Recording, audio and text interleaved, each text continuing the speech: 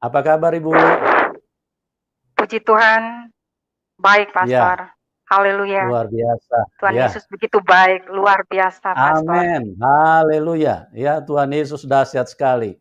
Dari wajah Ibu Amin. terpancar kemuliaan Tuhan, dan Tuhan Yesus sangat baik karena Tuhan Yesus datang dan mengubahkan kehidupan seseorang.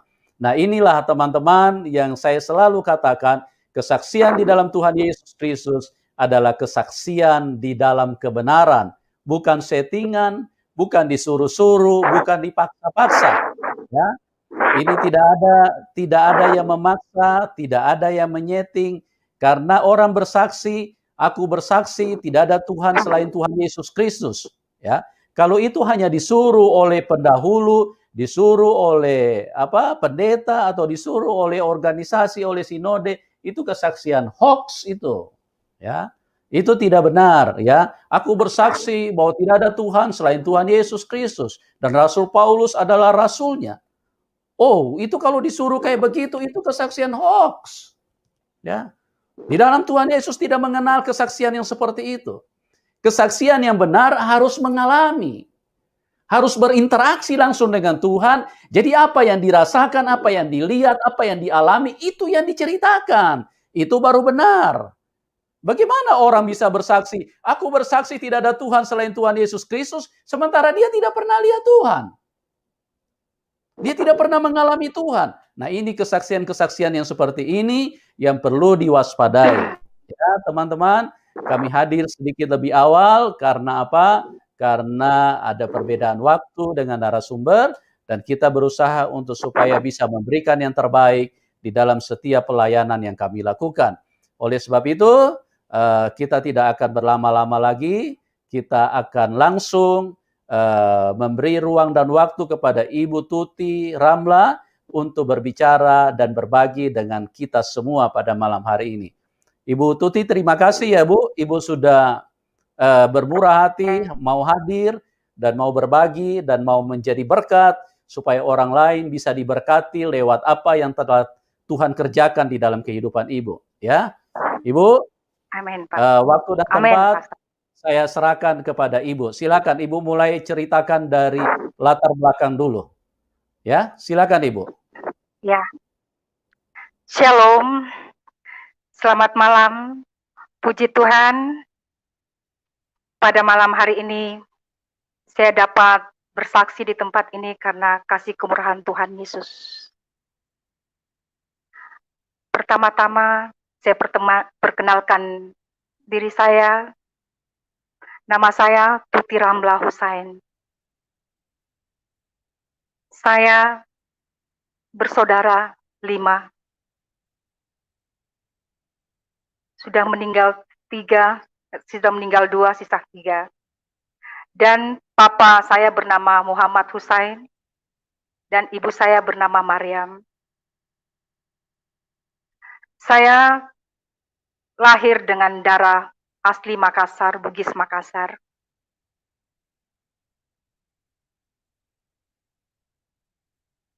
Pada saat kami berada di Makassar, saudara kekasih, saya selalu mengucap syukur sama Tuhan Allah Subhanahu wa Ta'ala. Karena tiap hari, saudara,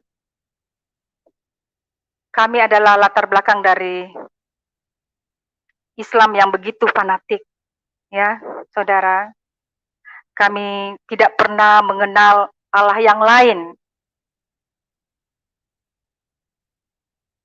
Kami hanya mengenal Allah Subhanahu wa Ta'ala. Saya dididik keras oleh papa dan mama saya karena sudah tahu, saudara, kalau di Bugis Makassar agama Islam itu kekentalannya luar biasa. Karena papa saya kerjanya seorang abrid, dia seorang intel, itu disiplin sekali, saudara. Apalagi soal agama. Saya anak bungsu dari 5 bersaudara. Pada waktu hari demi hari kami dari kecil, dari TK, sudah dididik dengan agama yang begitu taat. Sembahyang 5 waktu dan berpuasa. Dan kami kalau pergi mengaji, kalau terlambat mengaji, kami dipukul rotan. Saking taatnya kami kepada perintah Bapak dan Mama saya, kami tekun selalu beribadah kepada Allah. Karena kami tahu bahwa hanya lewat jalan Allah Subhanahu wa Ta'ala adalah agama kami lah yang paling benar. Sampai umur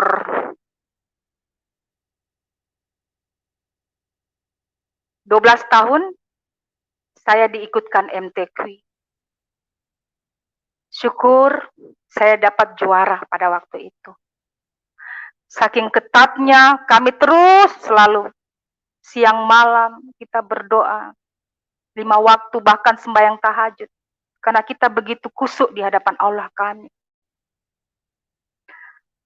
Setelah itu saudara kekasih, saya sudah berusia 16 tahun, saya memasuki sekolah pendidikan guru pada tahun 1986.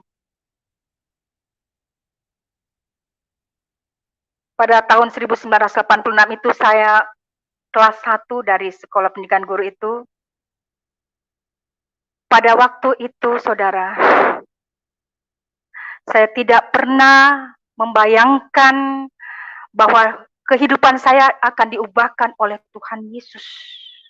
Saya tidak pernah bermimpi akan Yesus mau datang pada saya orang kegelapan. Karena kami ini paling taat beribadah kepada Allah kami. Dan kami takut karena membawa nama Yesus itu adalah nyawa, maut. Jadi kita sungguh-sungguh, karena itulah ajaran kami. Di Islam, kita harus kusuk, betul. Karena saya anak yang bungsu, saya paling tekun, taat pada ajaran Islam. Karena saya takut, karena kalau kapan saya melanggar sembahyang 5 waktu kami dipukul rotan sama Bapak. Nah, singkat cerita, saudara kekasih, tahun 86 saya pergi sekolah. Saya sekolah di sekolah pendidikan guru pada waktu itu. Saya berjalan berdua dengan seorang ibu, saudara. Di tengah jalan raya ada angkot. Angkot itu kosong.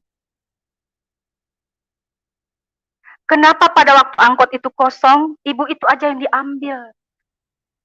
Saya heran kenapa bukan saya juga diambil, padahal angkotnya kosong. Saya melambai-lambaikan tangan saya untuk mengambil angkot lagi. Tidak ada satupun angkot yang mau menerima saya. Saya heran. Karena sekolah kami pendidikan guru, sekolah keputrian, sangat disiplin. Saya sudah gemetar nanti kami disuruh pulang. Atau dihukum dengan ibu guru. Tiba-tiba ada sebuah mobil meluncur. Datang pas di depan saya.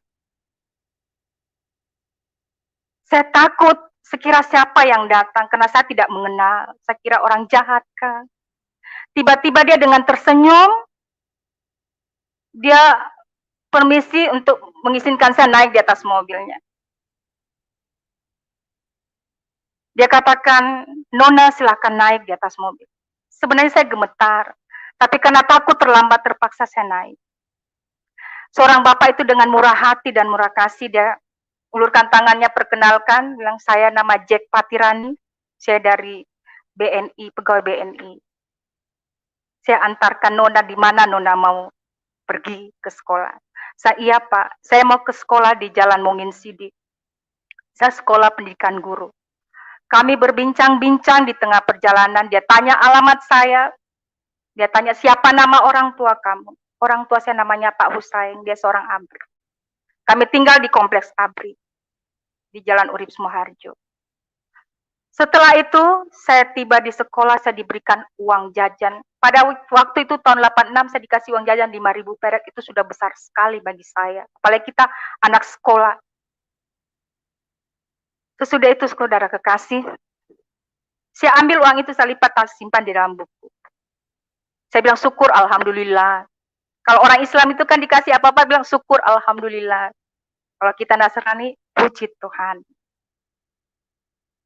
Setelah itu saudara kekasih, keesokan harinya saya tidak masuk sekolah karena saya sakit. Setelah saya sakit, bapak itu datang mencari saya. Dia penasaran cari saya. Dia datang di sekolah untuk menemui saya.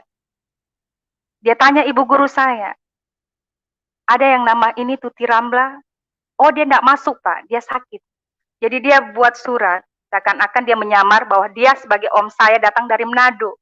Ini nomor telepon saya. Kalau dia sudah masuk sekolah, tolong hubungi saya. Setelah itu besoknya, keesokan harinya saya ke sekolah, ibu guru saya, dia beritahu, Astuti, ada om kamu dari Manado kemarin titip nomor telepon. Oh iya Bu Guru. Dan juga heran, belum pernah saya punya om dari Manado. Kami kan orang Makassar. Mana ada keluarga di Manado. Pada waktu itu saya menelpon langsung bapak itu. Saya bilang, selamat siang Pak. Dia kata, siang. Kenapa enggak ke sekolah? Saya sakit Pak. Nah, kalau gitu kamu sudah masuk sekolah ya? Kalau iya Pak. Aku jemput ya. Setelah kami dijemput, sudah berselang tiap hari kami adakan hubungan dengan Pak Jack Patirani ini. Jadi karena Pak Jack ini seorang duda yang meninggal istrinya dan 2 anak. Dia punya anak 2 laki-laki. Dia kayak senang dengan saya, dia pikir kalau anak ini perempuan, saya anggap sebagai anak saya perempuan, karena menurut dia ya Pak, saudara, karena dia tidak punya anak perempuan. Jadi kami berhubungan sampai kami tamat. Dalam perjalanan kisah saya, dia katakan, saya katakan, Bapak agama apa? Langsung dia katakan, saya Nasrani. Oh, saya kaget. Karena rata-rata, terus terang, kapan kita berjumpa dengan orang Muslim dan bertemu orang Nasrani, pasti dia kaget. Kalau kita katakan, kamu agama mana? Pasti dia kaget. Kagetnya bukan apa? Dalam hati terus terang, kita tidak boleh munafik. Saya berhadapan dengan orang kafir. Hanya secara tidak langsung ya. Berselang kami berkenalan di tengah perjalanan, dalam mobil saya katakan, oh kalau Kristen itu yang sembah patung ya Pak? Kenapa orangnya belak-belakan? Enggak, kami tidak pernah menyembah patung. Iya, karena apa aku bilang patung? Itu di salib itu ada kayak patung. Tidak pernah kami menyembah patung. Kami menyembah Allah kami yang hidup, yaitu Tuhan Yesus. Dia katakan, hanya lewat Yesus, Tuti, orang akan masuk surga. Hanya lewat Yesus, orang pasti masuk surga. Kata surga itu, saudara, terngiang-ngiang selalu di telinga saya. Wow, mudah sekali.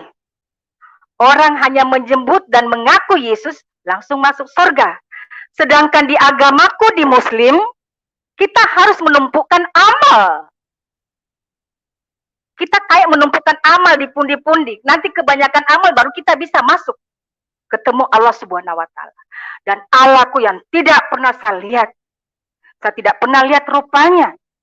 Bahkan Muhammad pun tidak pernah aku lihat batang hidungnya dalam bentuk foto.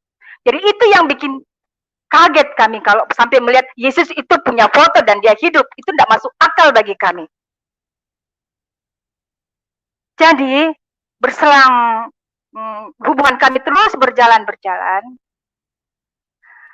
Kebetulan suami saya duda, dia mau diangkat di kantornya di BNI sebagai pimpinan satu daerah di Sorong dengan Malang. Tapi dia tidak bisa naik jabatan, memegang satu jabatan, kalau dia tidak kawin. Jadi pada saat itu saya sudah kelas 1, kelas 2, jalan waktu demi waktu, hari demi hari kami lalui. Jadi saya cuma jalan santai saja, seperti kayak saudara, sahabat, atau papa. Karena beda jarak dengan umur saya dengan Pak Jack Patriani itu 25 tahun. Ya, 25, 28, hampir begitulah. Karena dia sudah kepala 4 lebih pada waktu itu. Saya baru umur 16. Jadi pada waktu itu saudara, tiba-tiba dia katakan, Astuti, kamu jangan pikirkan laki-laki yang lain, ya.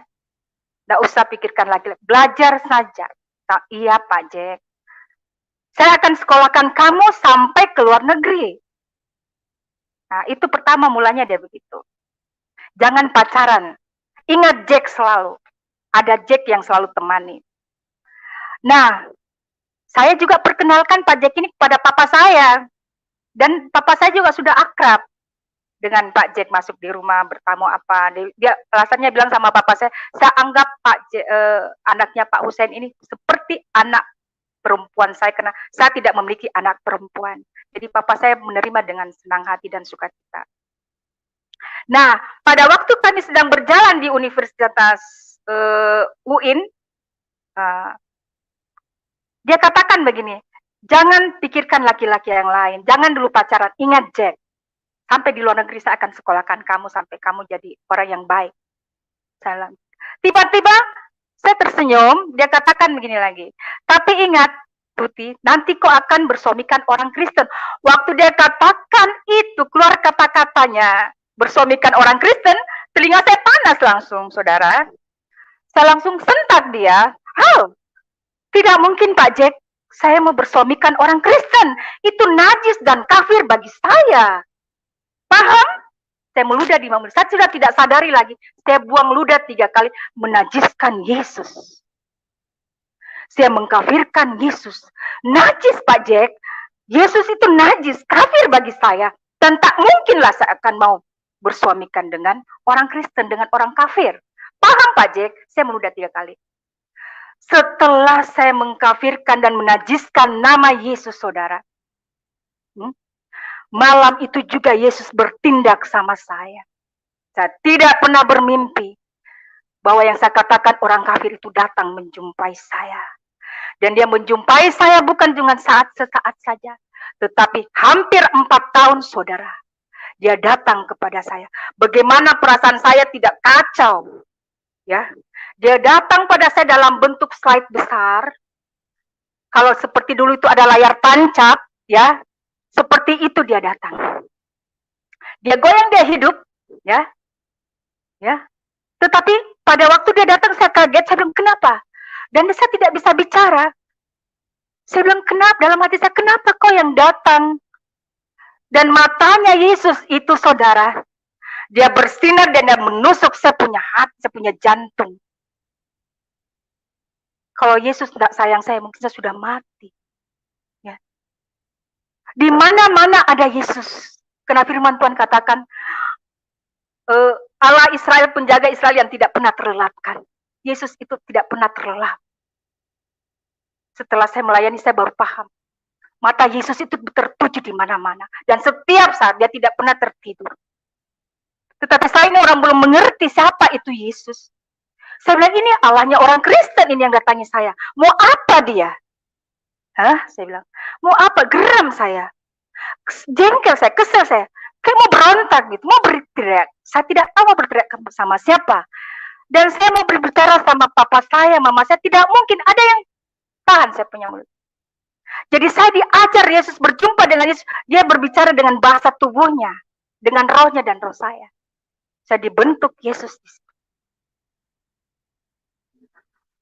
Nanti tengah malam, saudara, pada saat saya mau tertidur, baru saya tidak lihat Yesus. Tapi pas buka mata pagi, pas dia sudah ada. Saya bilang, ini orang mau apa sebenarnya? Bahkan, saudara, sampai-sampai di sekolah saya, paling sering saya dilempar spidol dengan guru saya. Karena saya dikatakan melamun. Bagaimana dia katakan melamun? Itu tatapan saya dengan guru saya, tapi hampa kena mata saya tertuju di papan tulis, Yesus ada di situ. Saya gemetar. Ini mulut saya terkatup, sama mau ngomong apa. Bahkan dengan Pak Jack pun saya tidak ngomong dengan dia. Aku berjumpa dengan Tuhan kafirmu. Ya saya katakan, saya rahasiakan ini. Begitu tahan saya. Hari demi hari, tahun demi tahun, tetap dia ada. Bahkan di dalam perjalanan penyeberangan pun dia ada. Kalau bukan dia berkuasa, kalau dia iblis sudah mati di gilas mobil. Karena dia ada. Dia nyebrang juga. Biar diangkut dia ada. Tapi selama saya dengan Pak Jack, selalu saya diantar, jemput dengan Pak Jack. Di mobil juga dia ada. Tapi saya tidak kasih tahu, itu kafirmu ada di muka saya. Saudara kekasih, hari yang mau ke-4 tahun, saudara, papa mama saya tidak ada dalam rumah. Saya sudah tidak tahan lagi. Dia tertancap di dapur saya. Saya mau ke kamar mandi, mau mandi. Pas waktu itu maghrib kami mau sembahyang.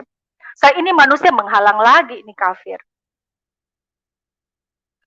Saya langsung tantang dia, saya tunjuki dia. Saya bilang, Yesus, kok orang Kristen punya Tuhan, Allahnya orang Kristen katanya kok hidup, saya tunjuki begini dia. Tunjukkan mukamu yang secara nyata. Katanya kok Allah yang hidup, Allahnya orang Kristen. Karena Allahku, Allah Subhanahu wa Ta'alaku, yang aku sembah sejak aku dalam kandungan ibuku, saya tidak pernah melihat wajah dan rupanya.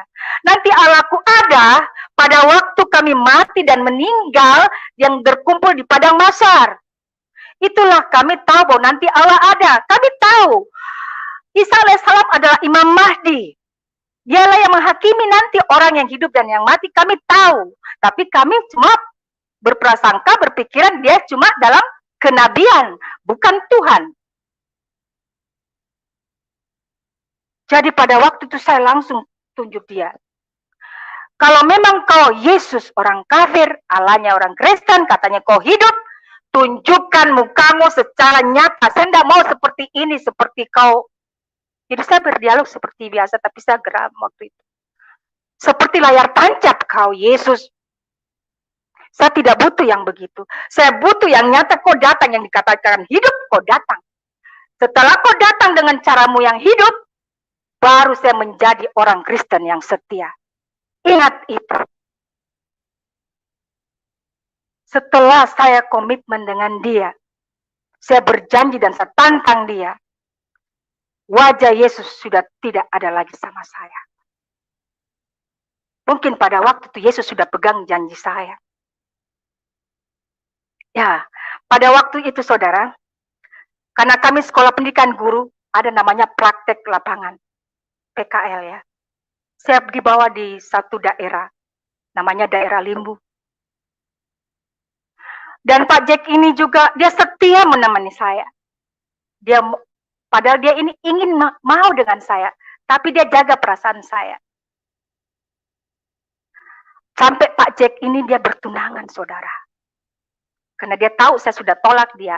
Tidak mungkin saya akan bersuamikan dengan orang kafir, Jack, apalagi orang Kristen. Jadi dia bertunangan, saudara.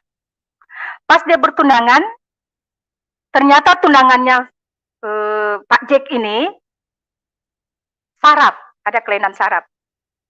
Jadi dokter menyarankan jangan bertunangan dengan orang yang saraf. Karena istri pertamamu meninggal karena stroke, jangan lagi kamu disakiti lagi dengan istri yang kedua. Jadi berselang jalan kami ini ya, hubungan kami, saya hidupnya apa? Islam dan kegelapan yang hidupnya selalu dengan dukun-dukun, saudara. Ya, saya kalau tidak kenal dokter, tidak sembuh dengan dokter, kami pergi ke peramal. Ya, hidupku penuh dengan peramal dengan keluarga saya. Dan memang ada keluarga saya memang dukun besar, ya, yang selalu memberikan saya jimat-jimat untuk penjaga diri katanya, agar kamu tidak kena celaka.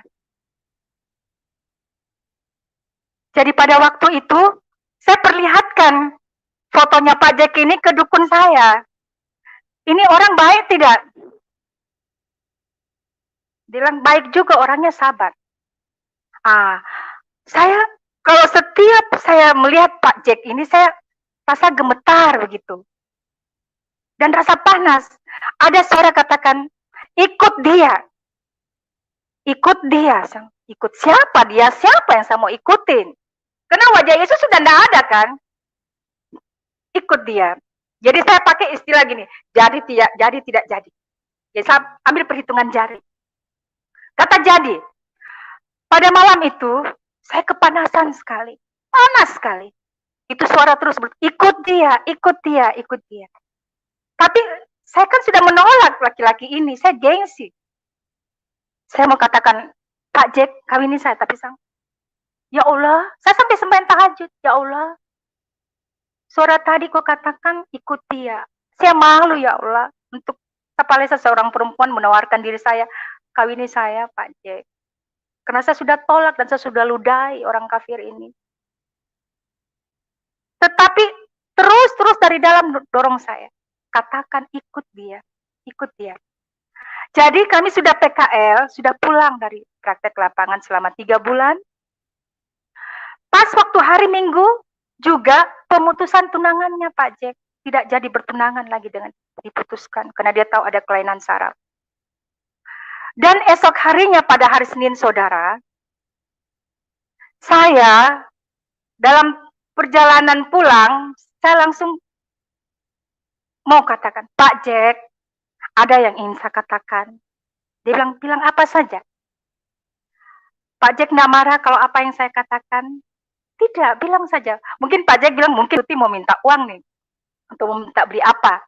Pikirannya ya. Jadi saya cuma takut kalau nanti ditolak. Saya bilang, ya terpaksa saya kata. Kalau ditolak, syukur. Tidak ditolak juga, lebih syukur. Saya, ya Allah, izinkan ya Allah, dia mau terima saya ya Allah. Saya belum sebut Yesus, karena saya pasti punya Allah. Allah subhanahu wa ta'ala. Sesudah itu saudara saya katakan, Pak Jack, mau ndak kawini saya? Hah? Apa Ngana bilang? Pak Jack ini orang Manado. Dia kata, apa Ngana bilang? Mau kawin? Betul kamu bilang itu mau kawin dengan saya, Tuti? Iya. Apakah Pak Jack mau terima saya?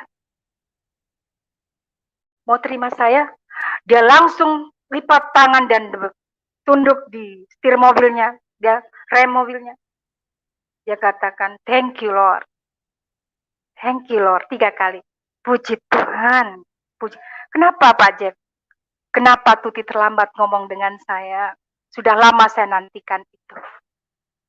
Tapi saudara, saya katakan pada waktu itu mau kawin, saya katakan, saya mau kawin, tapi ada syarat. Dia kata, apa persyaratannya? Pak Jack mau ikut persyaratan saya untuk dapat. Dia bilang persyaratan apapun aku ikuti. Yang penting saya kawin nikah dengan Tuti. Oke.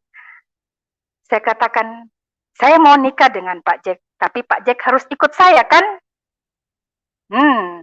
Itu tantangan bagi orang Kristen yang paling mahal. Ya. Tapi dia terlalu berani. Ya. Tidak takut sama Tuhan. Saya bilang, mau? Saya lakukan. Saya lapor papa saya. Saya syukur, alhamdulillah, Pak Jack mau ikut saya, ya.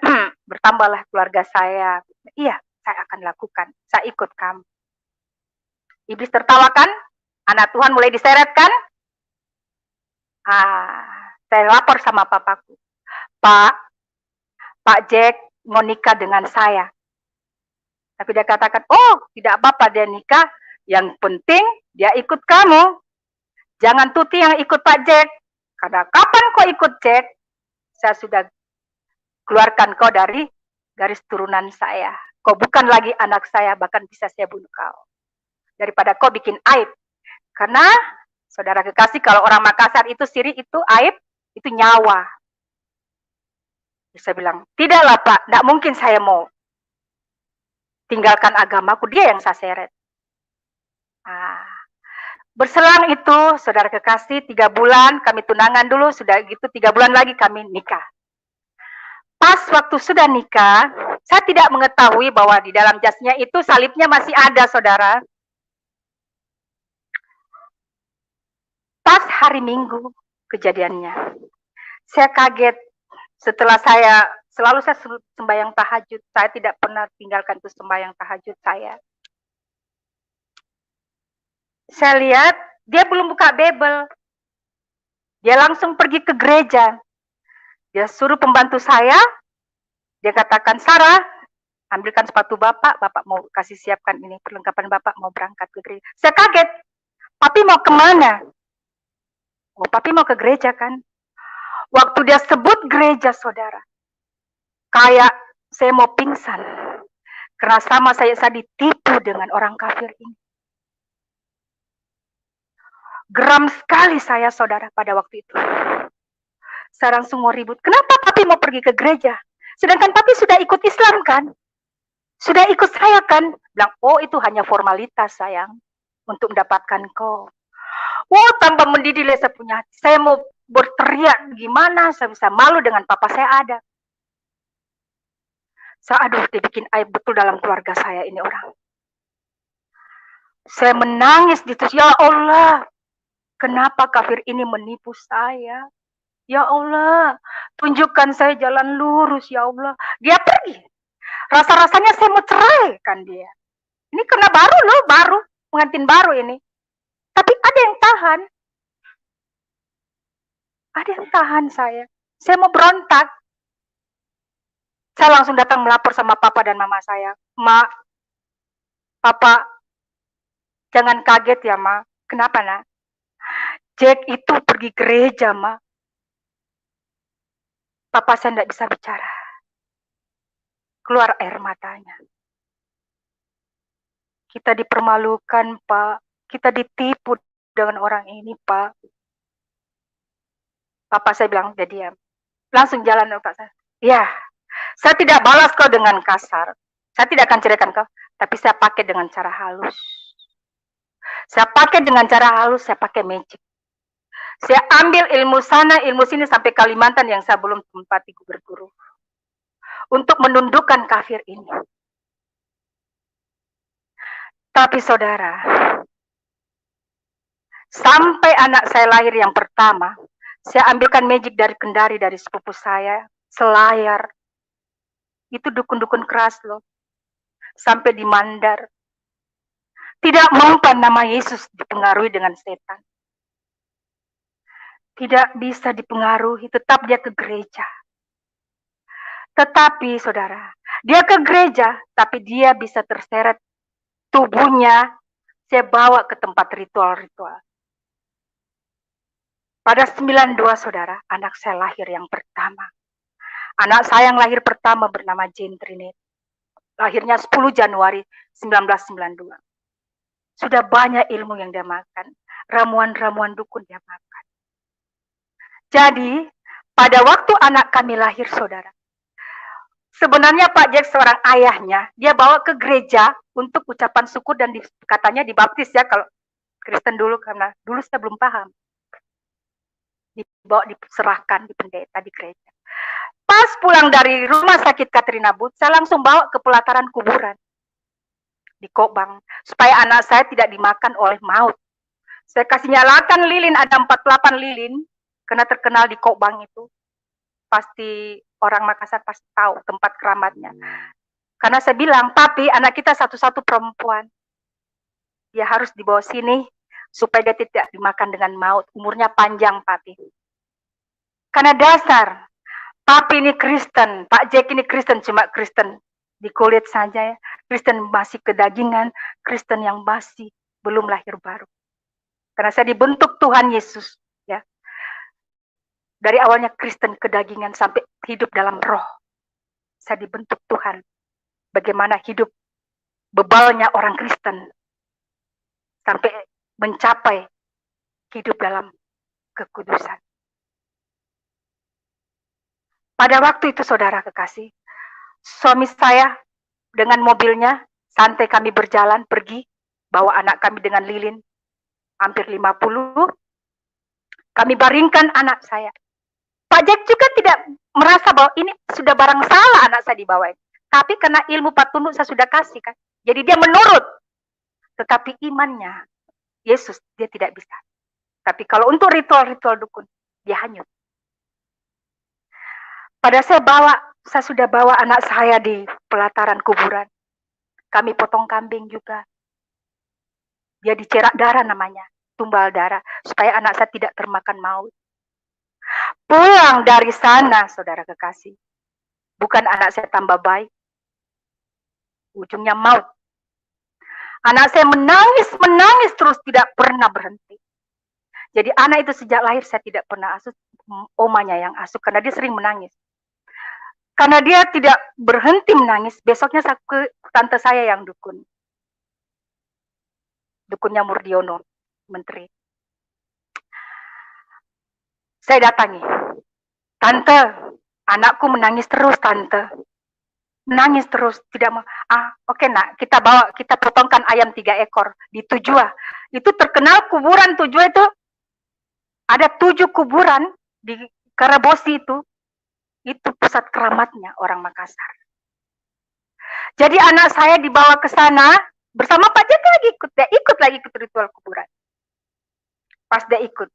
Jadi kami pakai ayam hitam 3 ekor, percikan darah untuk anak saya lagi. Memang iblis bisa buat mujizat, tapi mujizat sementara dan ujungnya maut.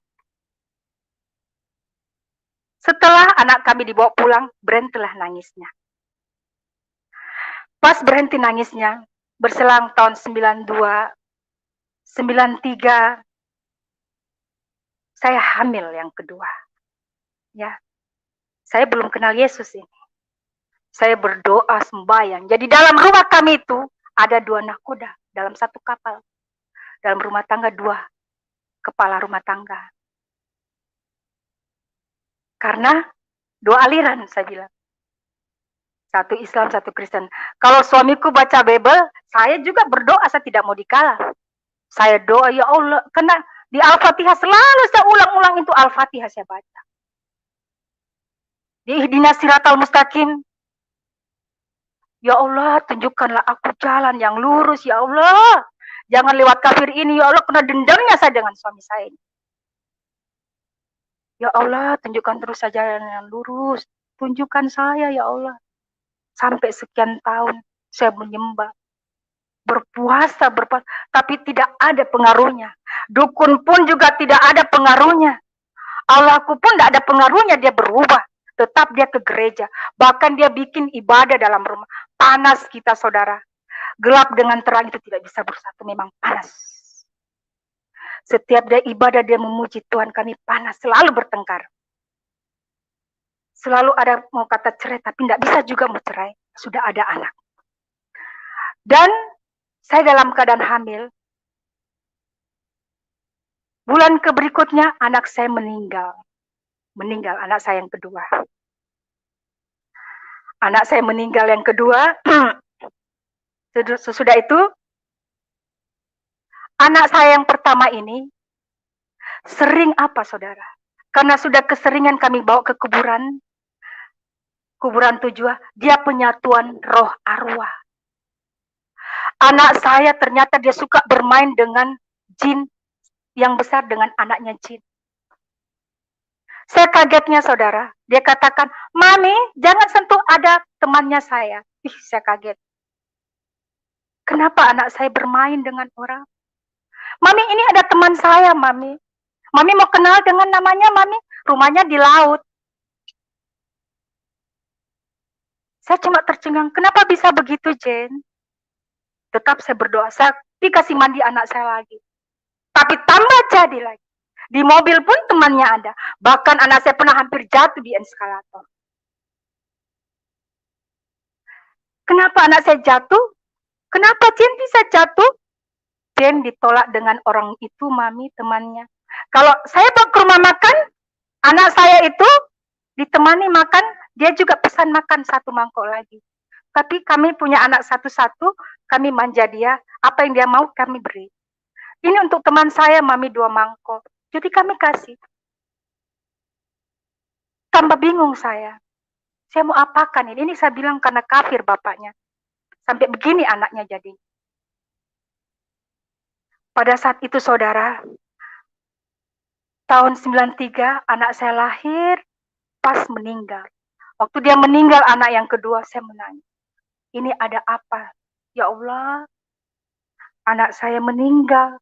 Anak yang pertama saya suka main dengan jin, ya. Sampai kami pemutusan baru jin itu hilang. Saudara kekasih, sesudah itu tahun 93, saudara.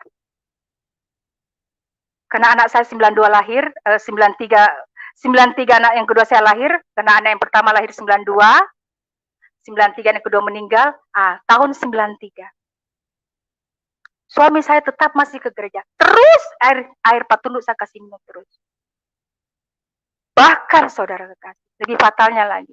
Untuk naik jabatan pun saya bawa ke dukun. Jangan sampai kamu dikasih turun jabatannya. Saya bawa. Suami saya kalau dikasih itu dia mau, tapi ke gereja jangan coba-coba larang. Sesudah itu saudara kekasih, tahun 94, kakak saya meninggal. Kakak pertama saya meninggal, saudara. Itu kakak yang paling saya sayang, saudara. Tiba-tiba, waktu dia meninggal, saya bermimpi. Kakak saya naik permadani, seperti Alibaba yang, mukena yang terbang itu ya, sujada terbang itu ya. Dia naik di atas itu. Pas dia naik di situ, saudara, saya ini berdiri di tengah-tengah orang Nasrani. Kakak saya jalan. Pas dia berhenti depan saya. Saya langsung, kakak saya. Kakak saya paling saya sayang. Saya berjumpa, saya mau ikut dia. Jadi saya berdiri sama-sama orang Cina, orang Manado, orang Toraja, orang Ambon. Tapi kebanyakan Nasrani. Tiba-tiba, itu tikar sembahyang itu, saya mau injak, saudara, ujung ini saja, ibu jari saya, kaki saya, itu suara katakan, bukan di situ tempatmu anak manusia. 3 kali suara itu katakan, bukan di situ tempatmu hai anak manusia. Bukan di situ tempatmu hai anak manusia. Itu suara menggelegar bagaikan langitmu terbelah. Tapi pada waktu saya mendengar suara itu, saudara, saya kaget. Kenapa Tuhan bisa berikan saya rasakan hikmat pertama yang Tuhan berikan sama saya. Mungkin pada waktu itu saya sering berjumpa dengan Yesus. Dia berbahasa tubuh dengan saya lewat mata. Kenapa saya paham? Kenapa tiba-tiba pemikiran saya paham? Ini bukan Allahku yang berbicara. Bukan Allah SWT-ku yang berbicara. Bukan Allah Subhanahu wa Ta'ala-ku yang berbicara. Ini Allah Yesus ini yang berbicara. Kenapa sampai secara otomatis saya ngomong begitu ya? Saya langsung katakan, Yesus, Tuhan Yesus, baptiskan saya. Langsung saya komitmen dengan dia. Baptiskan saya saat ini, Yesus. Saya mau ikut engkau, Yesus. Saya tidak lihat mukanya lagi. Cuma suara. Baptiskan saya. 3 kali saya berteriak juga. Sesudah itu, saudara, pukul 3 tepat pula, saya bangunkan suami saya. Karena di dalam rumah saya ada papa saya yang tidur. Dia yang pantau saya dan mama saya. Walaupun papa saya masih ada rumah di kompleks APRI. Tapi memang dia sengaja datang untuk memantau saya. Jangan saya pindah iman. Saya bangunkan suami saya, Pak Jack, baptis saya, Pak Jack. Dia kata, kenapa Ngana bilang begitu, dah? Kenapa Mami bilang begitu? Iya, saya sudah dengar Yesus, Papi. Baptiskan saya, Papi. Dia kaget. Tidak, saya tidak mau. Kenapa Papi takut? Saya tidak mau, jangan. Karena apa, saudara? Pak Jack itu tidak pernah dia menyuruh saya ikut Yesus. Ya, dan tidak pernah suruh saya ikut Yesus. Tetapi iman itu timbul dari pendengaran ya. Hanya lewat Yesus, tuti, orang pasti masuk surga. Suara itu terus terngiang bagi saya. Kalau saya lihat kata surga itu hati saya sejuk sekali, saudara. Saya paksa suami saya, Papi harus bawa saya. Kalau Papi tidak mau bawa saya yang pergi ke sana. Kenapa Papi mau takut? Karena apa? Ya takut. Papa saya ada di bawah, di dalam kamar dia tidur, selalu ada parang di bawah tempat tidur. Itu dia takut. Karena dia takut orang Makassar itu bahwa nama Yesus itu maut. Karena saya paksa dia dengan hati yang berat dia bawa saya. Saya pikir dia suka cita pada waktu saya mau ikut Yesus. Dia takut karena ada papa saya. Tapi dengan kuasa Roh Kudus ya, waktu itu saya belum tahu kuasa Roh Kudus bagaimana, mendorong saya untuk pergi ke sana. Kalau papi tidak mau bawa saya akan pergi ketemu pendeta. Pukul 6 tepat saudara, saya bertemu dengan pendeta. Tahun 94. Saya ketuk-ketuk pintu Pak Pendeta. Pak Pendeta, Pak Pendeta. Pak Pendeta juga kaget. Dia kira ada orang meninggal atau orang sakit yang mau didoakan. Saya katakan, Pak Pendeta, saya Ibu Jack. Iya, saya kenal Ibu Jack. Ada apa Ibu Jack? Saya langsung tidak basa-basi ngomong, saya langsung bilang, Pak Pendeta, saya mau baptis. Baptiskan saya, Pak Pendeta. Karena tadi saya sudah berjumpa dengan suara Yesus. Dan saya sudah berjanji sama Tuhan Yesusmu bahwa saya mau dibaptis hari ini. Saya tidak tahu itu baptisan dalam bentuk apa, saudara. Engkau mau celup saya dalam air mana, engkau mau baptis dalam bentuk apa, saya tidak tahu. Yang penting namanya baptis. Saya pikir kalau namanya baptis itu sama dengan orang mengucapkan 2 kalimat syahadat, sudah baptis, kau sudah jadi masuk Kristen. Kau sudah jadi pengikut Kristus. Saudara kekasih, apa yang terjadi? Pendeta tuh katakan begini, Ibu, saya bukan mau baptis sekarang, tapi saya daftar dulu. Ibu harus ikuti kateksasi ya, selama 4 bulan. Karena ibu sudah dewasa.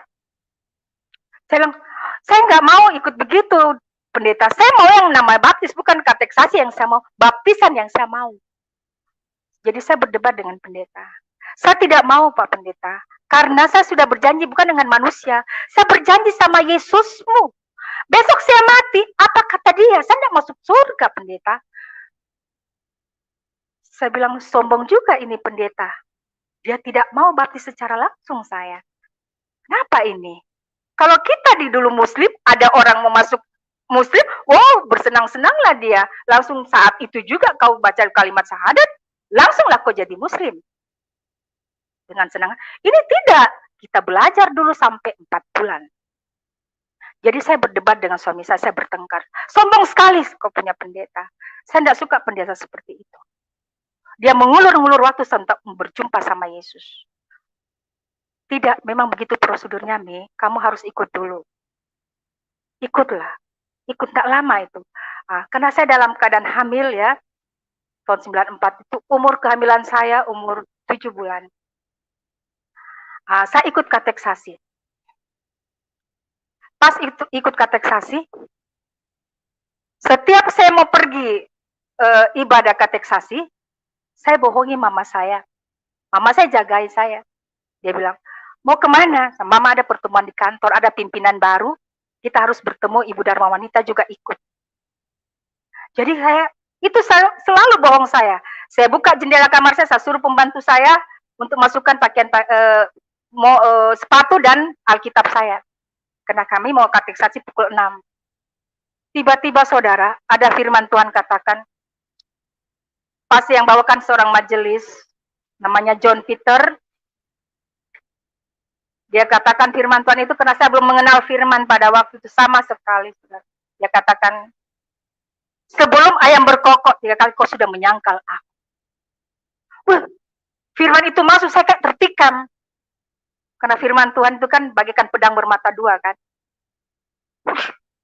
Firman ini berbahaya sekali. Ini kena saya ini.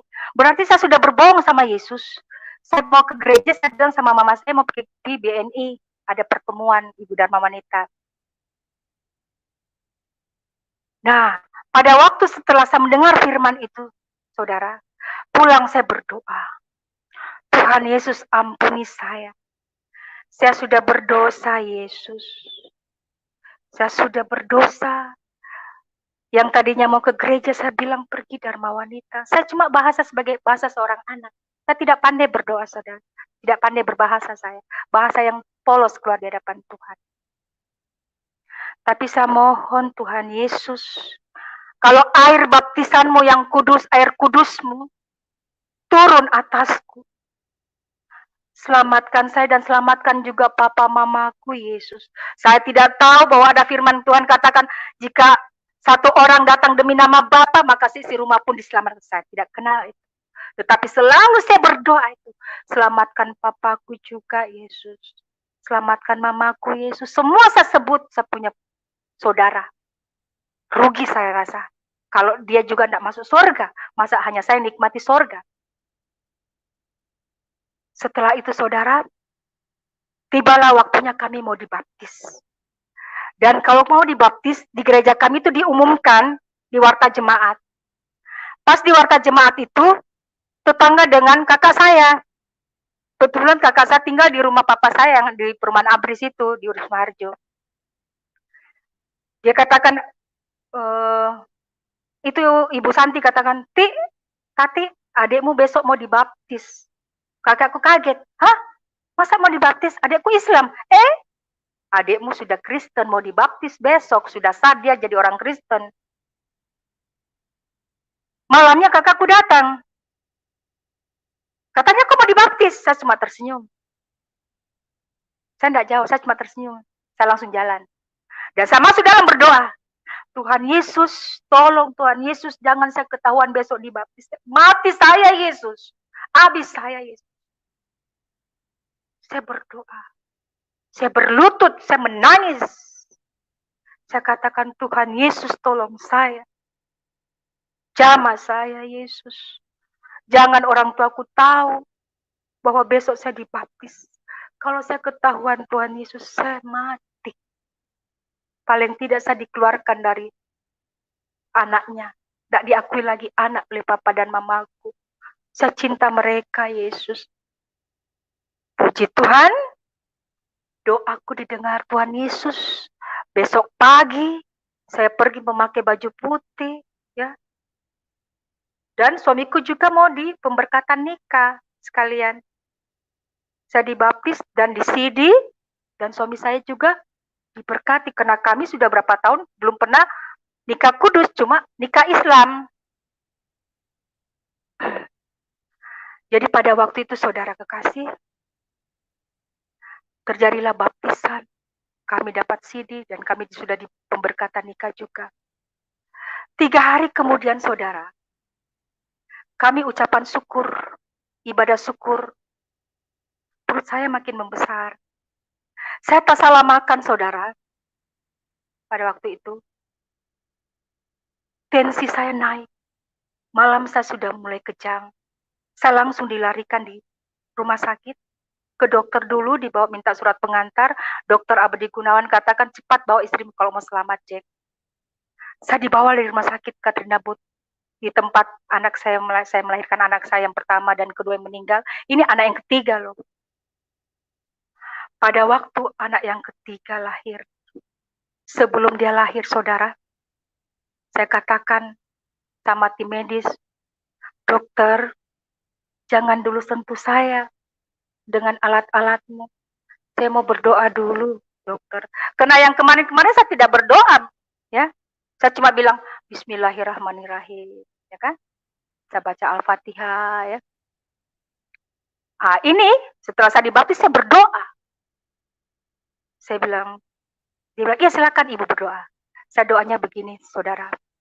Tuhan Yesus, tolong saya, jamah saya Tuhan Yesus. Jangan cabut nyawaku Yesus.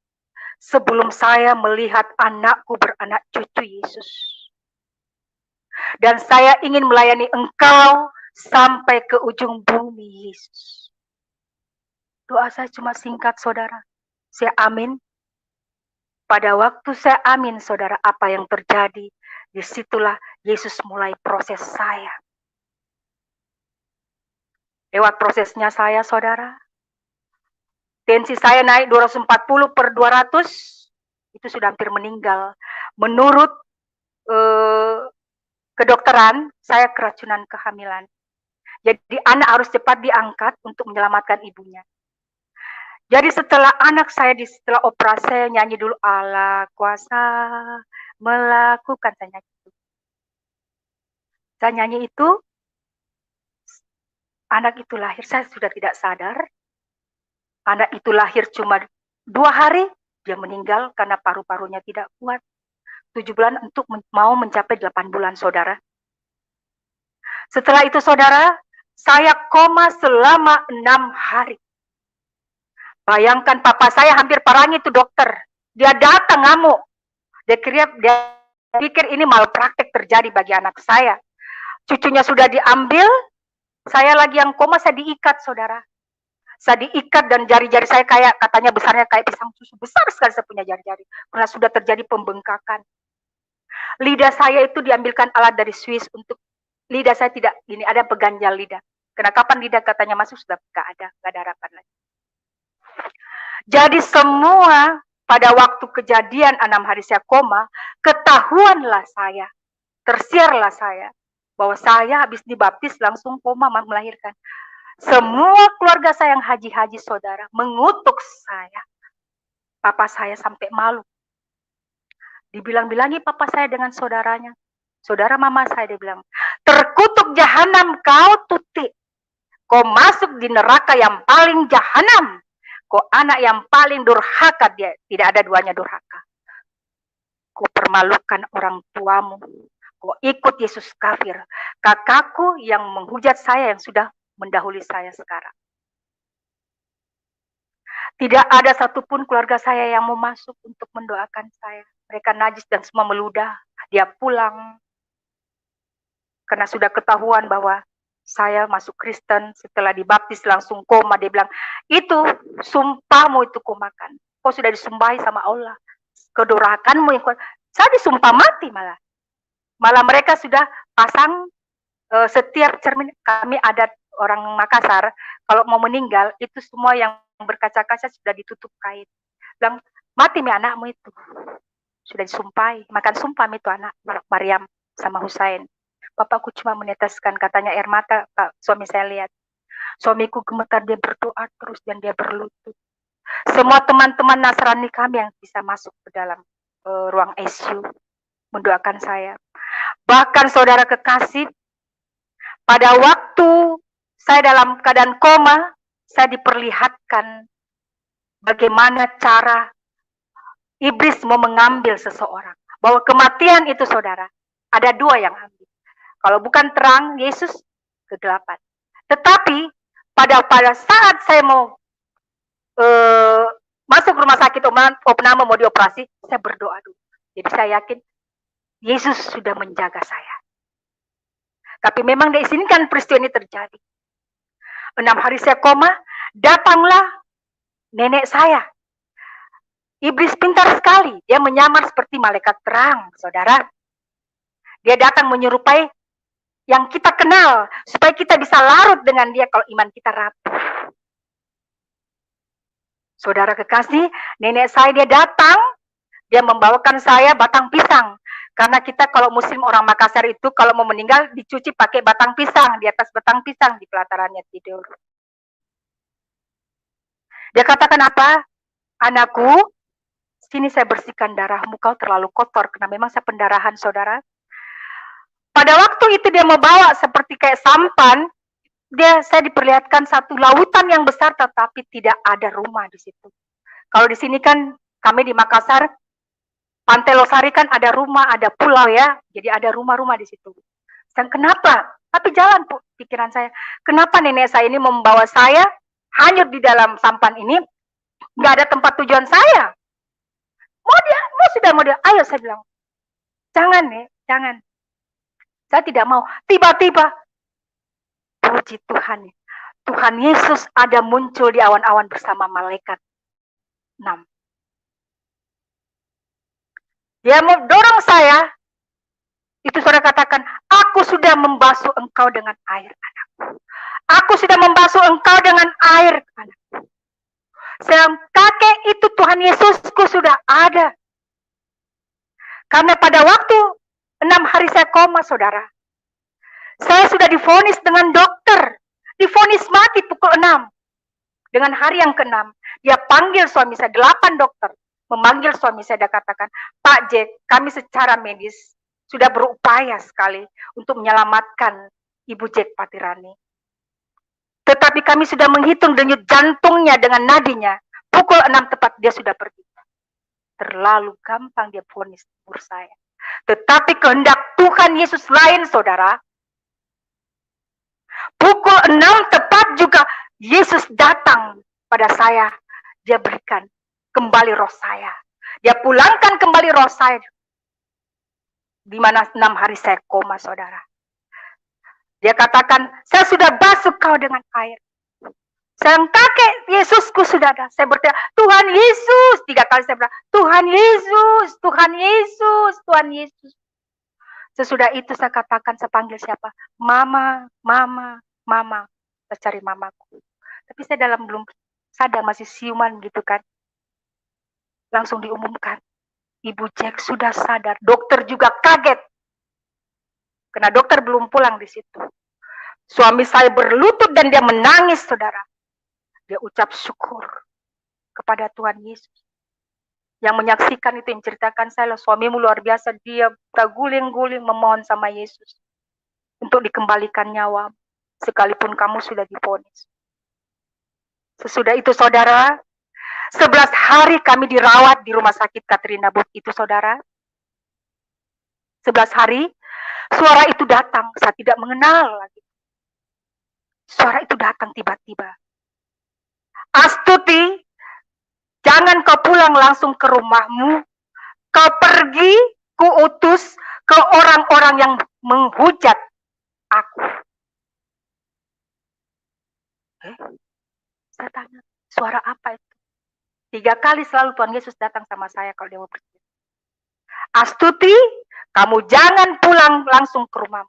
Engkau pergi ke rumah orang yang sudah menghujat aku. Pada waktu itu kami pulang, saya bilang, Papi, jangan kami langsung pulang dulu. Kita pergi ke uak saya, ke umi saya, saudara mama saya. Pada waktu saya datang ke rumah mereka, dia kaget, dia pikir mayat hidup yang datang. Karena mereka sudah tidak pernah berhubungan dengan kami lagi. Dia cuma tinggal tunggu nama mati. Saya bilang, kalau bukan Tuhan Yesusku yang bangkitkan saya, berikan saya nyawa, sudah lama saya meninggal. Kamu sudah makan potong kambing untuk kau. Gak bisa bicara. Karena Tuhan Yesusku yang berikan saya nafas. Saya hidup sampai saat ini. Kau lihat saya seperti ini. Tidak kurang kan? Dia tidak bisa. Setelah itu, saudara kekasih, semua sepupu saya putus hubungan selama 15 tahun. Saya yang berkeluarga, saya papa, mama, dan saudara saya. Itu yang kami punya keluarga. Dan teman tetangga, teman-teman kantor, kerabat, orang-orang Nasrani. Sayang, walaupun kamu putuskan tali persaudaraan, saya tidak dendam sama kalian. Saya tidak dendam sama kalian. Yesus sanggup berikan saudara-saudara yang lain. Nah, saudara kekasih, pada waktu itu, saya sudah mengucap syukur. Saya sudah diselamatkan Tuhan Yesus. Namun apa, saudara? Pada waktu itu, saya masih hidup dalam Kristen kedagingan, saudara. Tahun 94 ya. 94, 95. Saya masih jalani apa, saudara? Masih ikut kegiatan-kegiatan yang di luar dilarang Yesus. Karena pada waktu itu, saudara, ya, saya pikirnya hanya percaya Yesus kita masuk surga. Padahal firman Tuhan katakan, iman tanpa perbuatan itu mati. Ada firman Tuhan katakan, kuduslah kamu sebab aku kudus. Jadi saya dibentuk Tuhan Yesus pada waktu itu sama dengan kehidupan saya di Galatia 5. Hidup menurut daging, Kristen kedagingan saya. Sesudah itu Tuhan bentuk lagi menjadi Kristen yang hidup bagaimana hidup dalam roh untuk mencapai kesempurnaan. Jadi saya jalani, saudara. Saya masih ke dukun, ke gereja. Dan saya tidak sadari bahwa ini dosa. Tidak, saya santai-santai saja, saudara. Saya jalani. 95. Anak saya sudah meninggal 94. Jadi anak saya sudah meninggal 2. Saya cuma berdoa sama Tuhan. Tuhan, apa gerangan dosaku? Kenapa anak saya sampai meninggal? Tapi saya tidak sadar diri bahwa Apa yang saya lakukan itu salah, karena saya masih melakukan hal-hal ritual-ritual orang mati. Pergi ke kubur-kubur, kasih makan nenek saya yang turunan buaya. Saya masih ikut adat-adat istiadat. Padahal adat istiadat di hadapan Tuhan itu adalah berhala. Karena saya belum tahu pada waktu itu, saudara. Kristen sudah percaya Yesus. Saya orang, kalau saya renungkan diri saya menangis dan saya malu di hadapan Tuhan pada waktu. Tuhan sudah selamatkan saya dari maut. Tapi tetap saya masih menangis Yesus. Saya masih pergi ke kubur. Lihat nenek saya setiap hari raya mau puasa, tetap saya pergi siram bunga, menghargai orang mati. Kalau di hadapan Tuhan tidak boleh begitu. Saudara kekasih, pada tahun 95 saya masih melakukan ritual-ritual itu. 96. Nah, pada waktu 97. Tahun 1997 pada tanggal 11 bulan 12. Ya, tanggal 11 bulan 12. Di situ saya dapat penglihatan, saudara. Jadi saya lewati tahun 94 saya dibaptis, 94, 95, 96. 3 tahun setelah pembaptisan saya hidup dalam kekotoran. Padahal sudah percaya Yesus. Apalagi suami saya. Pergi gereja. Cuma rutinitas saja. Tidak pernah kami bangun mesbah. Kita tidak tahu. Yang penting sudah doa makan saja. Selesai. Tetap kalau suami saya mau naik jabatan, saya pergi lagi ke dukun untuk tambah lagi supaya dia naik jabatan. Ya. Semua kami sertai semua dukun. Anak saya sakit, tidak bawa lagi ke dukun. Karena anak saya cuma satu. Nah, pada waktu 97 saya dapat bermimpi dan saya dapat penglihatan. Yang saya tidak menyangka-nyangka, Tuhan Yesus hadir secara utuh di depan pintu saya. Di depan pintu saya dia berdiri, saudara. Dia pakai lenan putih yang warna tulang. Bukan putih sekali, lenan putih warna tulang. Saya tidak pernah menyangka, saudara. Pada waktu itu dia datang, dia berada di muka pintu saya. Saya lihat, saya menyambut Yesus pada waktu itu. Pada waktu saya mau masuk, saya mau persilakan dia masuk. Sebelumnya itu dia berdiri, dia tersenyum, dia kasih begini tangannya. Waktu dia tancapkan ibu jarinya, tertancaplah sebuah foto. Ada foto Tuhan Yesus.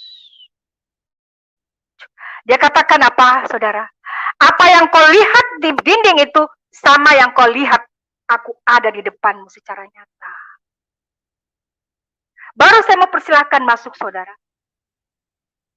Dia katakan, aku sudah masuk ke dalam rumahmu bagikan pencuri di malam hari, anak. Saya tercengang. Langsung saya panggil, papi, Tuhan Yesus datang. Tetapi suami saya tidak melihat Yesus, hanya saya saja. Dan sesudah itu, saudara kekasih, 3 hari kemudian, saya dapat penglihatan lagi.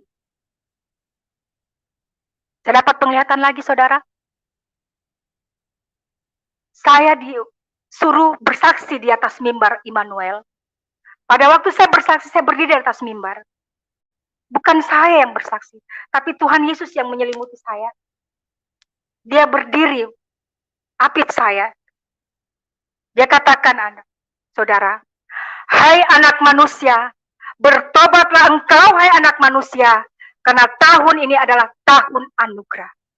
Bertobatlah engkau, hai anak manusia. Jadi pada waktu selesai, Tuhan pakai saya bersaksi, selesai Tuhan berbicara, saya turun dari mimbar. Saya masih dilapisi dengan Tuhan Yesus. Pada waktu itu dia berkata, karena orang melihat, kok anak ini diapit dengan Tuhan Yesus. Tuhan tahu pikirannya itu manusia. Apa ini sampai di ini? Diikuti. Dia langsung Tuhan Yesus berbicara. Anak, di mana anak ini berada, di situ aku berada, karena anak ini sudah aku berkati. Itu kata yang Tuhan Yesus berikan pada saya. Setelah itu, saudara, menjelang kami sudah dapat penglihatan pada waktu itu. Tidak lama kemudian, 3 bulan kemudian saudara, di situ mulai Tuhan Yesus proses saya. Tuhan Yesus proses saya dalam bentuk apa saudara? Pertama itu anak saya meninggal 2. Yang kedua, yang ketiga ini, kaki saya, betis saya ini saudara, dia berulat saudara. Mulanya dia gatal. Kaki saya dulu hampir diamputasi. Mulanya dia gatal saudara. Dan dia keluar ulat. Selama 2 tahun saudara. 2 tahun kaki berulat bagaimana? Setiap saya garuk, dia harus hampir tembus tulang. Kalau menurut kedokteran kata herpes, kayak kena kuman. Hal itu Tuhan izinkan. Karena kaki adalah lambang perjalanan hidup saya yang begitu kotor. Jadi kalau Tuhan Yesus pukul memang pantas saya dipukul. Karena saya manusia paling gelap dan paling berdosa. Saya malu saudara depan Tuhan pada waktu itu. Jadi pada waktu itu saudara, kaki saya ini sudah borok ya, borok. Saya ditertawain. Saya dibentuk Tuhan mulai dari Yerusalem. Saya dihujat dengan papa saya sendiri, mama saya sendiri, saudara saya sendiri mentertawakan saya. Bahkan teman-teman saya. Dia katakan, apa saudara? Mana Yesusmu Tuti? Karena di situ mulai Tuhan bentuk saya. Saya sudah masuk dalam pertobat. Sudah mulai saya minta ampun. Pada waktu itu saudara, luka saya ini sudah borok besar. Dia katakan, mana Yesusmu Tuti? Mana Yesus? Saya, papa, Yesusku ada. Mana ada? Bisakah dia bisa sembuhkan lukamu? Kalau kau ke dokter kulit, sudah lama sembuh. Tapi saya bilang, papa, Yesusku sanggup. Orang kusta 2000 tahun lalu pun Yesus sanggup sembuhkan. Apalagi cuma begini papa. Jadi kami sering selalu berdebat tentang Yesus. Dan begitu pula, tidak lama begitu. Minggu berikutnya, saya diserang bertubi-tubi dengan masalah, saudara. Setelah saya melihat Yesus, ya, secara nyata, saya diserang bertubi-tubi masalah, saudara. Saya diejek dengan orang tua sendiri. Sudahlah kalau dengan sepupu 15 tahun, sudah tidak ketemu lagi dia. Tapi ini papa sendiri dan mama sendiri dalam rumah. Apa tidak sakit, saudara? Dan saya juga takut berdosa dengan orang tua. Saudara kekasih, tidak lama begitu, minggu berikutnya datang perampok di rumah saya. Saya pergi pengantin di Makassar Golden. Tiba-tiba sudah ada 2 orang yang mau menggendong anak saya. Ya. Sesudah itu suami saya juga diajak naik mobil pergi ke pelabuhan. Uangnya diambil, semua barang-barangnya diambil, jam tangannya apa semua, uang diambil semua, ATM apa semua diambil. Uang ya, bukan ATM, uang saya diambil. Pada waktu itu saudara, saya belum pelepasan pada waktu itu, pada tahun 97, sudah menghampiri di situ. Saya masih main dukun pada waktu itu. Masih. Saya gemetar pada waktu itu saudara, mendengar anak saya mau diculik. Kenapa saya dapat? Jadi dia tidak jadi ambil anak saya. Suami saya lah yang diambil. Mobil saya dibawa lari, semua aksesori mobil semua diambil, dipreteli sampai mas suami saya juga diambil. Suami saya untung sekali dia tidak dibunuh di tengah pelabuhan, saudara. Sesudah itu, saudara, besoknya saya pergi ke dukun. Saya pergi ke dukun, saudara. Katakan, di mana mobil saya berada? Oh, di situ. Dalam aku dapat. 10 menit saya dapat. Sesudah itu, saudara, dukun yang terakhir saya datang. Di situ murka Tuhan sudah mulai geram lihat saya. Yang sudah mengaku Yesus. Sudah ditolong Yesus. Tetap saya masih main dengan kegelapan. Saya pingsan, saudara. Tidak didapat saya penyakit apa. Saya opname pada waktu itu. Datanglah hamba Tuhan yang menjadi kakak rohani saya. Dia datang, dia katakan, Ibu Tuti, mau didoakan. Ya namanya kita mau didoakan, pasti mau. Tetapi selagi masih ada iblis berkancah sama kita, kita lihat orang yang hidupnya benar dari Tuhan, itu panas kita benar. Karena saya masih hidup dalam kegelapan. Kuasa gelap itu yang dalam tubuh saya, magic saya belum dilepaskan semua. Ya saya, oh ya silakan Pak, silakan doakan saya, karena saya mau sembuh. Pada waktu saudara didoakan sembuh, puji Tuhan, kami pulanglah dari rumah. Pas pulang dari rumah saudara, saya tidak pernah mengundang hamba Tuhan itu datang lagi ke rumah saya. Kok datang? Saya juga tersenyum kecut dulu. Saya bilang, oh Pak Olop, dari mana? Oh iya memang khusus mau datang ke Ibu Tuti. Hamba Tuhan saya ini dipakai Tuhan, dia punya karunia luar biasa. Jadi dia datang, dia dapat petunjuk, disuruh datang ke rumah saya. Jadi karena tamu datang, tidak mungkin kita mau usir, apalagi hamba Tuhan, saudara. Oh iya silakan. Hamba Tuhan itu datang mulai dari jam 9 sampai jam 3 sore. Apa nggak panas dengar firman? Iblis nggak sanggup dengar firman, itu terbakar, saudara. Pada waktu itu saya sudah gelisah. Papa saya di dalam juga sudah mulai ini. Itu tamu kok lama sekali pulangnya. Saya sudah gelisah, saya sudah kasih kode suami saya. Kenapa? Tapi suami saya menghargai orang saya. Saya sudah keluar masuk. Bayangkan saudara, dari jam 9 bawa firman sampai jam 3. Berapa jam itu? 9, 10, 11, 12, 1, 2, 3, 6 jam. Apa enggak panas? Saudara pulang. Saya katakan, siapa yang panggil hamba Tuhan itu Papi? Dia enggak ada. Oh, saya kira Papi. Jadi tenang-tenang aja. Besoknya lagi saudara, yang bikin kaget, dia datang lagi seperti jam itu lagi dia datang. Jadi saya bilang lagi, Papi, karena kebetulan suami saya cuti, saya bilang, Papi panggil lagi hamba Tuhannya ya? Tidak. Lu kok datang? Jadi saya juga kaget juga. Dari mana Pak Olop? Dari rumah Bu, mau ke sini mau berdoa. Oh, saya kan sudah sembuh Pak, saya bilang gitu. Kan nggak apa-apa Bu, kita berdoa. Saya sudah mengkerut. Saya tidak suka sekali.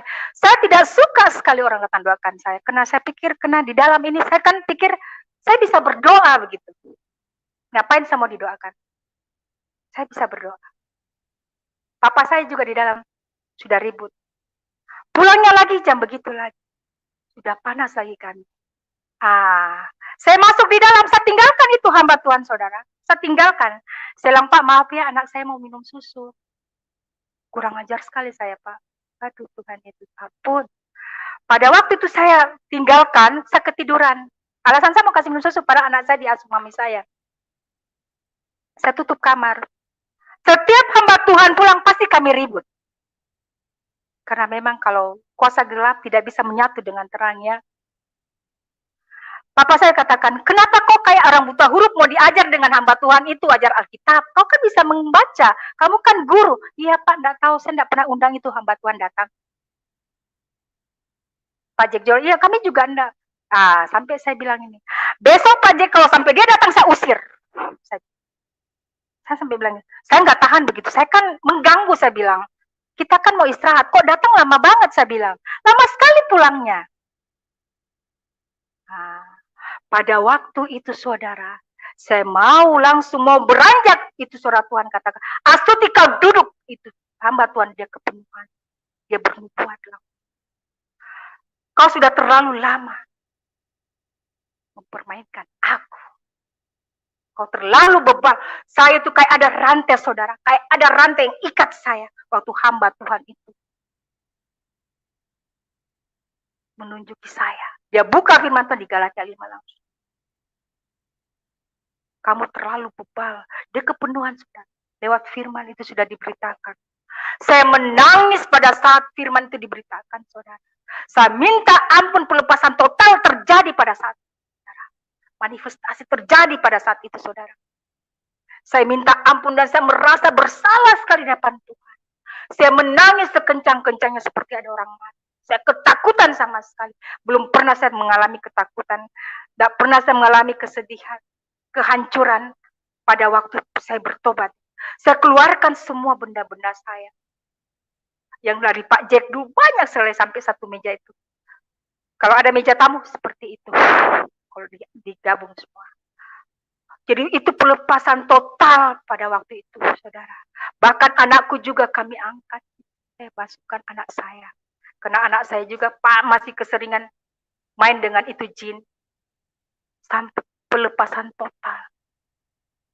Suami saya, semua kami minta ampun. Di Galatia 5 katakan, jangankan kau masuk dalam kerajaan sorga, kalau kau tidak lepaskan kedaginganmu. Dari 16 perkara kedagingan di situ, perkara dosa di situ, kau tidak lepaskan, bahkan selebihnya, jangankan masuk kerajaan sorga, lihat sorga pun tidak. Di situ saya ketakutan, saudara. Di situ saya menangis dan meratap, ampuni saya. Saya seperti kayak kehilangan apa pada waktu itu, karena malu saya takut. Pada waktu itu, saudara, itu magic saya dibungkus dan dibakar. Itu hamba Tuhan juga hampir mati, hampir tabrakan, karena kuasa kegelapan yang dia bawa pada waktu. Puji Tuhan, saudara, semua jimat-jimat saya, semua berhala-berhala kekejian saya, semua saya, dan saya minta ampun total di hadapan Tuhan. Saya menangis dan saya meratap. Anak saya, puji Tuhan, sudah dibebaskan dari kuasa jin. Dan saya masih ada yang saya ingat lagi, saya berdoa sendiri. Kenapa pada waktu saya terus memuji Tuhan. Saya memuliakan Tuhan, terus pujian-pujian terus naik pada saat tahun 98, kaki saya masih meleleh. Di situ 98, 99, di situ Tuhan sudah pakai saya pelayanan. Saudara, saya masih berdebat dengan papa mama saya. Ulat itu makin keluar. Di tahun pas hampir tahun 2000, saudara.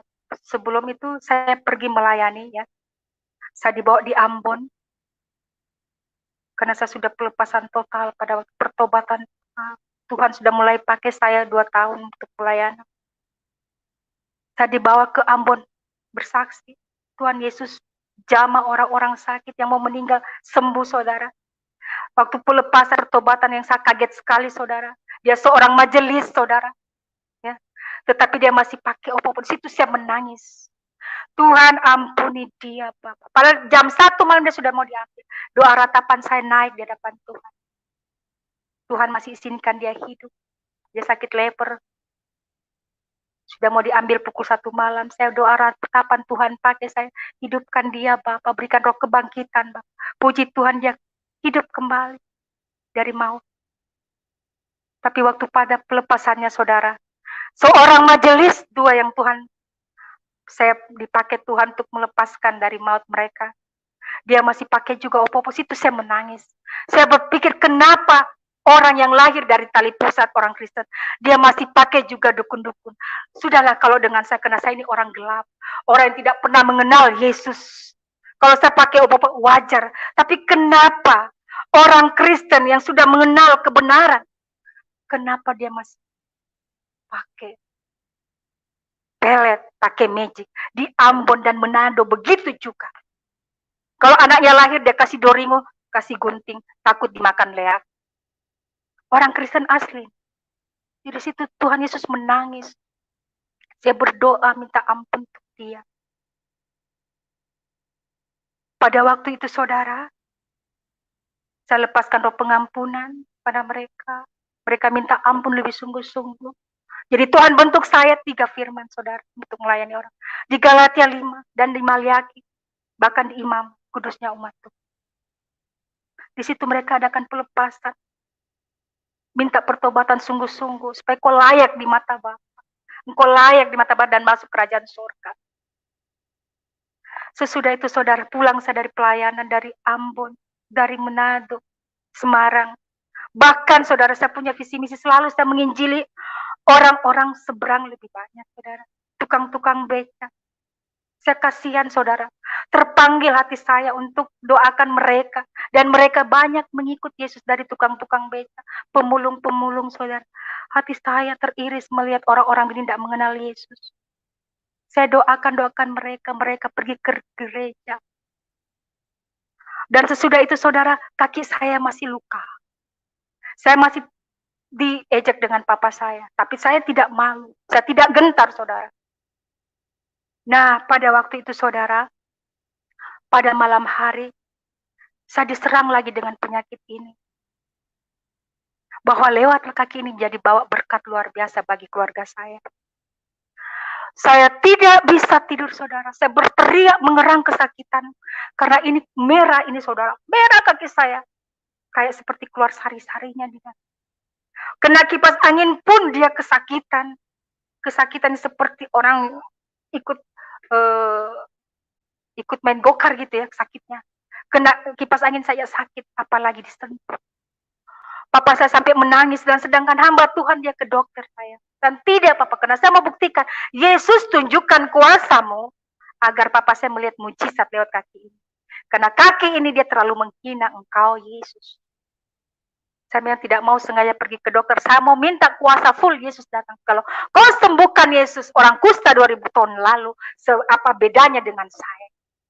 Saya datang dalam iman. Nah, firman berkata, mintalah, akan kuberikan, ketuklah, maka aku buka, carilah, maka aku dapatkan. Itu yang saya ingat. Bahkan saudara kekasih, saya minta juga selalu tiap malam, Bapa, selamatkan papa mama saya. Semua saudara-saudara saya sebut.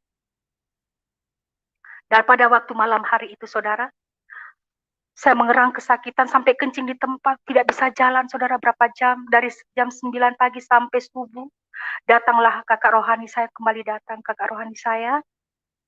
Tiba-tiba Tuhan pakai tangannya. Saya merasakan ada kesejukan. Saya yakin dan percaya Roh Kudus sudah menjamah saya lewat hamba Tuhan ini. Pada waktu itu, saudara, mujizat terjadi, saya dapat berjalan. Papa saya akan bilang, saya kasih kau uang kalau sampai kau bisa berjalan. Sama Papa, jangan bicara uang dengan Yesus. Yesus kaya, dia yang punya isi-isi dunia, Papa.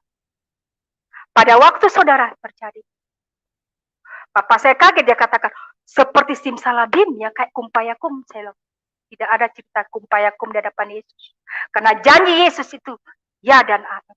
Kepastian, bukan insya Allah, Papa. Pada waktu itu, saudara kekasih, Papaku tidak bisa bicara, saya langsung berjalan, dan saya buatkan air minum untuk hamba Tuhan.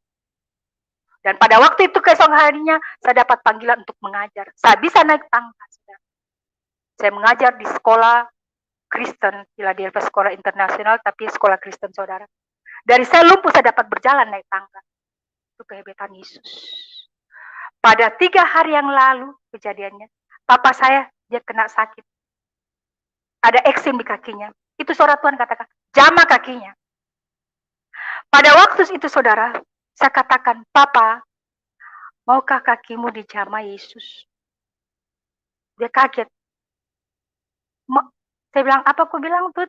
Maukah Papa dijamah Yesus kakinya? Karena sekarang sudah krismon, Papa. Salap sudah mahal. Dia katakan, apa, saudara? Maukah Yesus terima saya, kaki saya? Karena dia merasa, kena selalu dia hujat Yesus. Dia malu. Dan Papa, Yesus datang bukan pada orang Kristen saja, Papa. Yesus datang pada semua suku bangsa. Dia mati untuk dunia, terutama bagi orang berdosa, termasuk Papa. Dengan rasa malu dia kasih ulurkan kakinya pelan-pelan. Jamah saya, nak, doakan saya. Karena begitu memang kita. Orang seberang begitu memang. Kalau memang dia sudah dalam keadaan luka, terpaksa, walau dukun pun dia hantam. Apalagi ini kan, Yesus Isa alaihissalam kan dia tahu. Yesus Isa alaihissalam bisa menyembuhkan orang buta, mencelikan orang buta, orang lumpuh berjalan, orang tuli mendengar. Jadi, oh iya, silakan. Pada waktu terjadi mujizat terjadi 3 hari kemudian dia bilang, wih, kayak simsalabim ya. Saya, Papa, jangan sebut simsalabim di hadapan Tuhan. Dalam nama Yesus, ya dan amin. Ada kepastian. Pada waktu itu, saudara, saya berdoa terus memohon. Itu selalu setiap malam saya doakan keluarga saya, semua orang yang belum mengenal Yesus. Itu syafaat saya, saudara. Syafaat saya selalu itu yang pertama, orang-orang yang belum mengenal Yesus. Saya minta Yesus selamatkan juga mereka. Bukan hanya saya, Bapak. Itu selalu syafaat saya setiap malam sampai saat. Bahkan sampai di Mesir pun saya berdoa, Bapak rubah Ka'bah itu jadi gereja Yesus. Karena di situ pusat Baal. Terlalu banyak orang diperbodoh. Karena aku asal dari situ. Itu setiap malam saya berdoa, saudara. Untuk mereka orang yang belum mengenal Yesus, Hindu, Buddha. Supaya mereka juga diselamatkan. Surga penuh, neraka kosong. Itu selalu saya minta pada Tuhan. Sudah itu saudara, saya sudah dapat berjalan, saya mengajar pada waktu itu. Tiba-tiba saudara saya bermimpi, saya saya menyanyi, tiap malam saya menyanyi. Allah kuasa melakukan segala perkara. Allah ku maha kuasa. Saya nyanyi itu dengan kami memuji kebesaran-Mu. Ajaib Tuhan, ajaib Tuhan. Saya memuji dua lagu itu selalu, saudara. Saya tidak menyangka, saudara, papa saya keluar dengan pakaian celana pendek. Tuti Astuti berhenti kok menyanyi, berhenti menyanyi. Saya kaget. Kenapa, Pak? Kenapa? Terlalu panas kok menyanyi, kayak ada api dalam kamarku. Berhenti kok menyanyi, keluar. Berhenti, stop kok menyanyi. Jadi saya bilang, Tuhan, ampuni dia, Tuhan Yesus, papaku. Saya datang sama papa. Papa, kalau papa mengaji, papa azan maghrib, sore apa semua sampai subuh asar, Tuti tidak pernah larang papa, ya. Tetapi walaupun papa saya azan mengaji, di dalam kamar saya masuk setengking itu roh Islamnya. Di dalam nama Yesus, segala roh Islamnya, roh azan saya tolak, saya bakar, kosan dalam Yesus, keluar kau, tinggalkan rumah saya, ruangan. Jadi pada waktu itu, ya diam. Jangan teruskan nyanyianmu tuh. Saya terbakar. Dia lari dari kamar. Pakai celana pendek. Saya bilang, Papa rasa apa? Bilang, saya kepanasan kayak ada api. Dan Papa tahu, kalau saya memuji Tuhanku, berarti Tuhanku hadir di tempat. Karena kapan saya memuji Tuhan, Allahku bertata di atas puji-pujian, Papa namanya begitu. Tiba-tiba saudara kasih, menjelang hari demi hari saya bermimpi. Saya bermimpi, saudara. Pernah saya injili seorang anak kiai. Setelah dia mendengar kesaksian saya, dia bertobat, saudara. Dia juga bersuamikan orang BNI. Dan sekarang dia dipakai Tuhan bersama saya jadi pendoa. Namanya Nana Sabandar. Pada waktu itu, saudara kekasih, saya bermimpi dia datang di rumah saya. Dia membawa dua buah toples besar. Dia pakai baju orange. Puji Tuhan, saudara kekasih. Apa yang terjadi? Besok tepat pukul 9 dia ada depan rumah saya. Dan Ibu Nana ini, dia juga dikasih karunia bernubuat, saudara. Dia datang, dia bilang, selamat pagi Ibu Tuti. Pagi Bu. Bisa kaget kenapa apa yang saya lihat itu terjadi. Nyata yang saya rasakan yang terjadi datang di rumah saya. Lama singkat cerita dia ngobrol-ngobrol, tidak lama begitu dia minta firman Tuhan. Dia minta Alkitab, saudara. Pas dia minta Alkitab, saudara, dia katakan, dia buka kitab Yehezkel pada waktu itu. Dia katakan, Astuti panggil anak manusia itu di dalam. Anak manusia di dalam itu papa saya, saudara, yang lagi tidur. Nah, tahulah papaku tidur itu di bawahnya ada parang, saudara. Jadi dengan gemetar juga saya, karena dia panggil papa saya yang tidak seiman, kan? Kalau panggil seiman sih tidak apa-apa, saudara. Ini tidak seiman dia panggil. Tapi saya yakin kalau Roh Kudus yang suruh, saya tidak takut. Saya langsung gini, panggil anak manusia, saya jalan. Saya jalan masuk menuju kamar saya, tapi setelah itu saya dihalangi dengan kakak saya. Bilang, ngapain kamu mau panggil papa? Saya bilang, jangan coba-coba panggil papa, papa tidak seiman dengan kau. Jangan. Saya kembali lagi ke ruang tamu. Tuhan tahu saya punya isi hati. Tiba-tiba langsung dia berteriak, hai anak manusia, kau tidak tidur di dalam kau sekarang kadang takut, kau sudah menunggu aku menjemput kau. Keluar kau sekarang ini. Bayangkan itu, saudara. Papa saya disuruh keluar lewat kuasa Roh Kudus memakai hamba Tuhan. Hai anak manusia, kau keluar saat ini. Kau tidak tertidur, tapi kau takut. Kau sudah menunggu aku datang. Tiba-tiba saudara, papaku datang, dia memakai sorban di sini, dia keluar kayak robot yang di setel dengan remote itu. Saudara, saya tidak pernah menyangka bahwa rancangan Tuhan itu lain dengan rancangan manusia, saudara. Begitu indahnya kuasa Tuhan Yesus terhadap saya dan keluarga saya.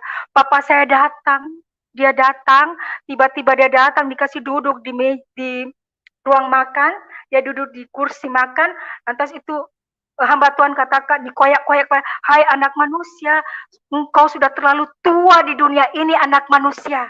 Bertobatlah engkau anak manusia, karena tidak lama lagi aku mengambil engkau. Dia sudah tunjuk, saya langsung menangis, saya langsung kayak mau pingsan. Dia kata, Astuti, kalau apa-apamu aku ambil, kau jangan meratap. Tiba-tiba mamaku mendengar itu, dia keluar, dia bilang, dia mau berebut juga itu mama saya tidak mau. Mama saya membantah, hai anak manusia, tidak lama lagi kau akan menyusul suamimu. Apa yang terjadi, saudara kekasih? 100 hari sesudah terjadi nubuatan itu, papa saya, dia katakan, sesudah dia bilang, kau sudah terlalu tua. Papa saya begini, Yesus Tuhanku yang hidup. Dia beranjak, dia dari Yesus Tuhanku yang hidup, Yesus Tuhanku yang... Saya tidak pernah menyangka, saudara kekasih, papa saya yang anti Yesus tiba-tiba mulutnya mengeluarkan memuji Tuhan. Dia mengaku Tuhan, Yesus Tuhanku yang hidup sebanyak 3 kali, saudara. Saya di situ, saya menangis meratap, mengucap syukur keajaiban Tuhan terjadi bagi papa saya. Langsung Roh Kudus itu katakan lewat hamba Tuhan, katakan, Astuti, jika papa mau aku ambil, kau jangan meratap. Tiba-tiba mama saya keluar dari kamar, dia mau ambil mama saya dan katakan, tidak lama lagi kau menyusul manusia ini. Sesudah itu, saudara, saya memuji Tuhan. Papa saya puji Tuhan, dia berubah total. Tetapi pada waktu dia tidak dibaptis, saudara, ya, dia belum dibaptis. 100 hari kemudian, saya mimpi dalam penglihatan papa saya ditabrak dengan 2 pemuda, saudara. 2 pemuda, darah muncrat di sini, dan dia ditandu. Saya katakan, papa, saya mimpi papa ditombak orang papa dengan muncrat darah. Apa dia katakan? Haleluya, puji Tuhan. 100 hari sesudah mimpi saya, Tuhan datangkan pelayanan dari orang Papua, anggota dewan saya, Tuhan pakai, saya layani dia, saya konseling dia. Tiba-tiba papa saya keluar, saya tidak melihat karena setiap anggota keluarga saya yang keluar dari rumah saya pasti doakan. Dan Tuhan Yesus jaga keluarga saya semua, termasuk papa saya, doakan dari kutuk maut dan kecelakaan Bapak di dalam nama. Saya selalu begitu doakan. Tapi waktu keluar papa saya tidak lihat, tidak sempat saya doakan. Tak lama begitu, 1 jam kemudian sudah dengar kabar, Ibu Cek, Opa ditabrak motor dengan 2 pemuda. Jadi setelah selesai pelayanan konseling dengan orang Papua ini, saya langsung berdoa, terpuji namamu Yesus. Terpuji, saya cuma ucapan syukur. Kau yang memberi, kau yang mengambil, terpujilah namamu Yesus. Kenapa saya doa begitu? Papa saya tertancap di motor, terseret 10 meter. Sesudah itu dia dibawa di rumah sakit, saya sudah lihat dia koma. Saya yakin papa saya diselamatkan walaupun dia belum sempat dibaptis. Karena lewat pengakuan imannya saya yakin dan percaya papa saya sudah diselamatkan. Sesudah papa saya meninggal, saudara, malam harinya saya ikut ritual. Nah, saudara, saya sudah pelayan Tuhan ini. Roh lupa dan pada waktu itu juga saya dalam keadaan hamil. Tahun 2000 ya. Saya dalam keadaan hamil. Hamil 7 bulan. Papa saya meninggal, saking sukacitanya saya, saudara, papa saya meninggal diselamatkan sama Yesus. Karena malamnya anak saya katakan, Mami, saya mimpi Opa datang. Dia katakan apa, sayang? Dia katakan, Jane, kalau bukan papi mamimu yang mengabarkan nama Yesus, Opa tidak masuk surga bersama Yesus sekarang, Jane. Saya lihat itu Mami Opa senang dengan Tuhan Yesus, dengan adik-adik saya yang sudah pergi, dengan adiknya yang 2 dia lihat. Karena anak saya itu setelah pelepasan, dia dapat karunia penglihatan. Sesudah itu, saudara kekasih, karena masih berapa hari meninggalnya papa saya ikut ritual takziah. Kalau orang sini kan bilang taksia, entahkah kalau dia bilang tahlilan kah apa ya. Kalau laki-laki yang meninggal, 2 kambing yang dipotong. Jadi aku ikut makan. Karena saya pikir saya kan tidak mengimani. Saya tidak tahu. Saya lupa diri, roh lupa diri itu masuk. Bahkan lagi saudara, ya, saya sudah pelayan Tuhan. Karena roh lupa diri masuk sama saya ya. Saya ikut bangun mesbah. Mesbah dalam arti kata, saya bangunkan kuburan papa saya. Saya buatkan kuburan yang paling bagus. Saya pikir kasihan papa saya sudah selamat dan saya buatkan kuburan yang bagus sekali. Padahal tahu saudara, itu celah besar di mata Tuhan Yesus. Ya, saya dibentuk Tuhan lewat adat istiadat sampai kuburan. Jadi pada waktu kehamilan saya sudah makan itu makanan Baal itu, kambing itu, takziah itu saya hadiri. Apa yang terjadi saudara? Anak saya sudah tidak bernyawa. Tidak goyang. Saya pergi ke rumah sakit, ke dokter dulu, periksa, dia bilang, ibu kalau mau periksa besok, datang, padahal dia sudah tahu, sudah gawat di dalam ini. Pas saya mau datang, sebelum ketemu dokter, siangnya anak itu sudah lahir. Saya berdoa dengan air, Tuhan ubahkan air ini jadi darah-Mu Yesus. Saya minum, sehingga saya dapat melahirkan dengan baik. Saya minum, di tengah mobil, anak saya keluar di sarung, kok ini anak lahir tidak punya suara. Saya pikir nanti di rumah sakit dan ditepuk pantatnya bisa. Ya Tuhan Yesus, apa yang terjadi? Anak saya sudah meninggal 3, hampir saya mati minum jenazah anak saya. Dokter sudah kasih kode, sudah 3 hari nggak ada. Jadi sudah itu saat itu saya merenung, Tuhan sudah 3 anak saya kok ambil. Apa dosa saya Tuhan? Padahal saya sudah melayani Engkau. Saya tidak tahu bahwa saya melakukan Baal ini, saya tidak tahu celah saya di situ. Saya pikir saya kan tidak iman, cuma hadir dan membangun. Banyak orang Kristen begitu, tidak paham. Tapi karena saya dibentuk Tuhan, saya ditegur. Pada waktu anak sudah lahir, sudah meninggal, sudah dikubur, saudara, anak yang ketiga sudah meninggal, datanglah kembali hamba Tuhan itu, Ibu Nana itu. Pada saat itu disitulah terungkap, saya kan berdoa, saya bilang Tuhan ungkapkan apa dosa saya Yesus. Kutuk apa yang aku sudah lakukan Yesus. Ampuni saya Yesus. Perlihatkan Tuhan. Aku tidak paham apa yang terjadi. Saya melahirkan ini anak saya kok meninggal lagi sampai yang ketiga.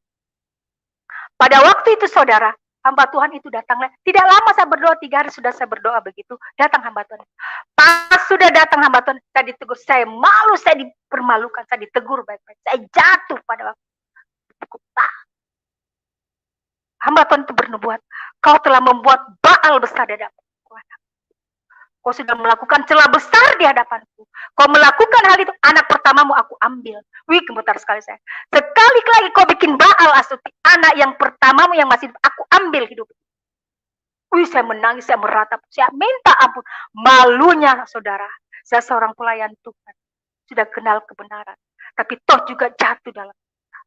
Karena celah itu saja. Jadi hati-hati saudara. Kalau kita sudah anak Tuhan, sudah melayani. Jaga itu kekudusan. Bahwa di dalam ikut ritual-ritual roh arwah orang mati. Jangan sekali-sekali kita ikuti. Itu celah besar di mata Bapa. Bahkan kita pergi ke kubur. Saya kalau ke kubur saudara, waktu papa saya meninggal, pada waktu saya dapat teguran, ya, ada orang meninggal lagi, ya. Saya cuma 1 kali untuk datang saya menguburkan. Keduanya saya tidak akan. Apalagi membangun. Saya takut karena saya sudah dapat teguran. Tetapi sekarang saudara, banyak anak Tuhan dianggap biasa itu yang pergi persiram bunga per tahun setiap Natal. Padahal itu celah besar. Jangan, karena ulah kita seperti itu, kita tidak masuk dalam kerajaan Allah. Ingat, saya dibentuk Tuhan dengan cara begini. Sampai yang sekecil-kecilnya saya paham. Karena saya merasakan dulu yang dipukul dulu baru saya paham. Saya dipukul dulu baru saya mengerti. Oh, ini yang Tuhan marah. Karena saya tidak paham. Ya, Tuhan kata, saya bentuk kau, nanti kau beritakan semua pada semua anak-anak manusia di dunia ini. Jadi pada waktu itu saudara, papa saya sudah meninggal, saya sudah minta ampun, saya cuma memuji. Saya tidak pernah lagi berani minta, Tuhan kasih lagi saya seorang baby. Tidak saudara, saya cuma memuji Tuhan saja. Saya cuma bermasmur, tidak layak saya meminta Tuhan. Saya karena saya malu sekali, saya cuma minta pengampunan. Ampuni saya Bapak, ampuni, pengampunan dan pujian. Kalau mau minta ini kirikan saya tidak mau. Saya orang berdosa, Tuhan ampuni saya. Tidak layak saya meminta Yesus. Karena aku orang sudah bebal. Saya sudah melayani Engkau Bapa. Saya melakukan celah yang saya tidak sadari Yesus. Ampuni saya Yesus. Saya cuma memuji-muji Tuhan. 6 bulan kemudian Tuhan memberikan saya lagi benih yang baru. Saya dihina lagi dan keluarga saya. Kau hamil lagi, bukan lagi, nanti kau ikut mati. Saya dikutuk lagi dengan orang. Tapi orang yang kutuk saya, dia duluan mati. Saya bilang tidak mungkin. Kemarin saya kena kutuk karena saya melakukan celah. Tetapi kalau saya melakukan yang kebenar, tidak mungkin Tuhan memberikan saya celah. Dia pasti berikan yang terbaik. Saya pegang. Jadi 9 tahun saudara kekasih, anak saya ini lahir. Anak yang pertama saya tahun 92, anak yang kedua saya 2001. Jadi pada proses kehamilan saya berdoa dan memuji terus Tuhan. Saya bilang, Tuhan Yesus perlihatkan anak saya kalau memang kau berikan kehidupan. Saya lihat anak saya lari-lari di pematang sawah, rambutnya gondrong kayak orang barat. Ih, cakep sekali ini anak laki. Pas begitu memang mukanya. Jadi pada waktu itu saudara kekasih, saya melahirkan proses kehamilan saya pada waktu itu, sambil saya melayani lagi. Saya minta ampun terus terjadi kehamilan. Tuhan, pulihkan saya dengan kelahiran anak ini. Pulihkan saya Tuhan Yesus. Nah sesudah itu saudara kekasih, kembali lagi saudara. Saya dalam keadaan koma dan gawat. Disitulah saya koma 3 hari saudara. Yang pertama saya koma 6 hari waktu lahirkan anak yang ketiga. Ini anak yang kelima saya koma 3 hari saudara. Begitulah masalahnya, saya tak salah makan lagi, keracunan kehamilan lagi. Pas sudahnya itu saudara, sebelum saya meminta Tuhan, dokter, saya mau berdoa dulu, Tuhan Yesus jangan cabut nyawaku. Sebelum saya melihat anakku beranak cucu, dan saya melayani Engkau sampai ujung bumi. Saya memuji Tuhan terus sampai anak itu lahir. Dokter sampai katakan, Ibu puji siapa? Saya puji Tuhan Yesusku dokter. Kebetulan yang lahirkan saya dokter anestesi itu orang Muslim. Dia senang dengan itu pujian. Pas tidak lama saya selesai operasi, saudara kekasih, lahir anak selamat. Tiba-tiba saya siuman, anak selamat ya. Tiba-tiba saudara kekasih, saya tanya suami saya, Papi, sekarang sudah pukul berapa? Dia katakan, pukul 7, Mami. Sekarang saya tidak lihat jam. Masa Mami tidak lihat? Jangankan jam, Papi. Papi pun saya tidak lihat. Saya mengalami kebutaan, saudara. Saya tidak pernah menyangka saya mengalami kebutaan. Mata saya melihat tapi tidak lihat apa-apa. Pada waktu saya mengalami kebutaan, saudara, saya langsung koma. Pada waktu saya koma, di situ Tuhan proses saya. Dia bawa saya ke pelatarannya. Di situ Tuhan berkarya. Bahwa di dalam tubuh manusia itu ada malaikat penjaga 2, saudara. Malaikat yang menjaga saya 2. Pada waktu roh saya terangkat, saudara, saya sudah dalam keadaan koma, saya sudah tidak tahu apa-apa lagi. Jadi saya dibawa, saudara, bahwa di sorga itu, saudara, itu lantainya betul-betul emas murni. Itu emas murni, saking murninya dia sampai bening, saudara. Bahwa di dalam sorga itu ada kehidupan. Karena saya disambut dengan pohon-pohon menyanyi. Di sorga itu ada puji-pujian penyembahan. Semua puji-pujian persis orkestra, saudara. Saya langsung cari papa saya. Kalau saya bilang, kalau saya dapat papa saya tidak mau pulang. Karena saya sayang sekali papaku. Tetapi pada waktu itu saya punya pikiran 2, saudara. Saya punya pikiran 2. Saya ingat di bumi dan saya sementara di sorga juga. Jadi saya dibawa dengan malaikat. Malaikat itu bersayap ya, saudara. Dia besar badannya, dia bersayap. Jadi saya ini kayak orang kampung masuk kota. Saya jalan, saudara, saya jalan. Di situ saya lihat orang pujian. Bagus sekali dia punya musik. Ya. Tiba-tiba saya jalan. Saya diperlihatkan sebelah kiri bahwa di neraka itu, saudara, itu lautan api, bukan air panas, tetapi lautan api, saudara. Jangan coba-coba. Ngerinya lah kalau kita masuk ke dalam. Ya. Karena saya lihat itu kepala naik pecah, turun lagi. Kepala naik pecah, itu tengkorak naik, utuh lagi. Naik. Itu dengan getar, betul itu ya Pak. Saya dikasih lihat langsung. Dan tiba-tibanya saya diperlihatkan seorang hamba Tuhan 6 berdiri di atas. Setiap saya berbicara itu ada jawabannya. Saya kaget. Kenapa ini lautan api? Di situ api sudah mau naik bakar dia. Dia ada di atas itu. Saya katakan, ini pendeta ini 6 orang. Dia pakai stola begini berjubah ya. Saya katakan, itu siapa? Suara itu katakan, itu adalah orang-orang yang melayani aku selama di dunia, anakku, tetapi dia tidak layak di mataku, anakku. Saya tanya terus, itu terus jawaban 3 kali. Jadi pada waktu saya jauh, saya berpikir, dia dosa apa Tuhan, sedangkan dia hamba Tuhan. Saya langsung dikasih lihat kayak film, bahwa hamba Tuhan itu ada sebagian mati dengan roh persunduan, sinar roh, dan paling banyak yang memberkati. Hati-hati saudara, hamba-hamba Tuhan hati-hati memberkati orang yang cerah hidup. Karena di hadapan Tuhan hanya maut yang memisahkannya, bukan cerah hidup. Karena banyak kejadian. Dan ada juga pernah saya lihat hamba Tuhan, dia diberkati dengan cerai, dia memberkati orang cerai hidup, bukan cerai mati. Saya diperlihatkan itu kayak film dengan dia punya dosa. Karena pikiran saya, Tuhan tahu pikiranku.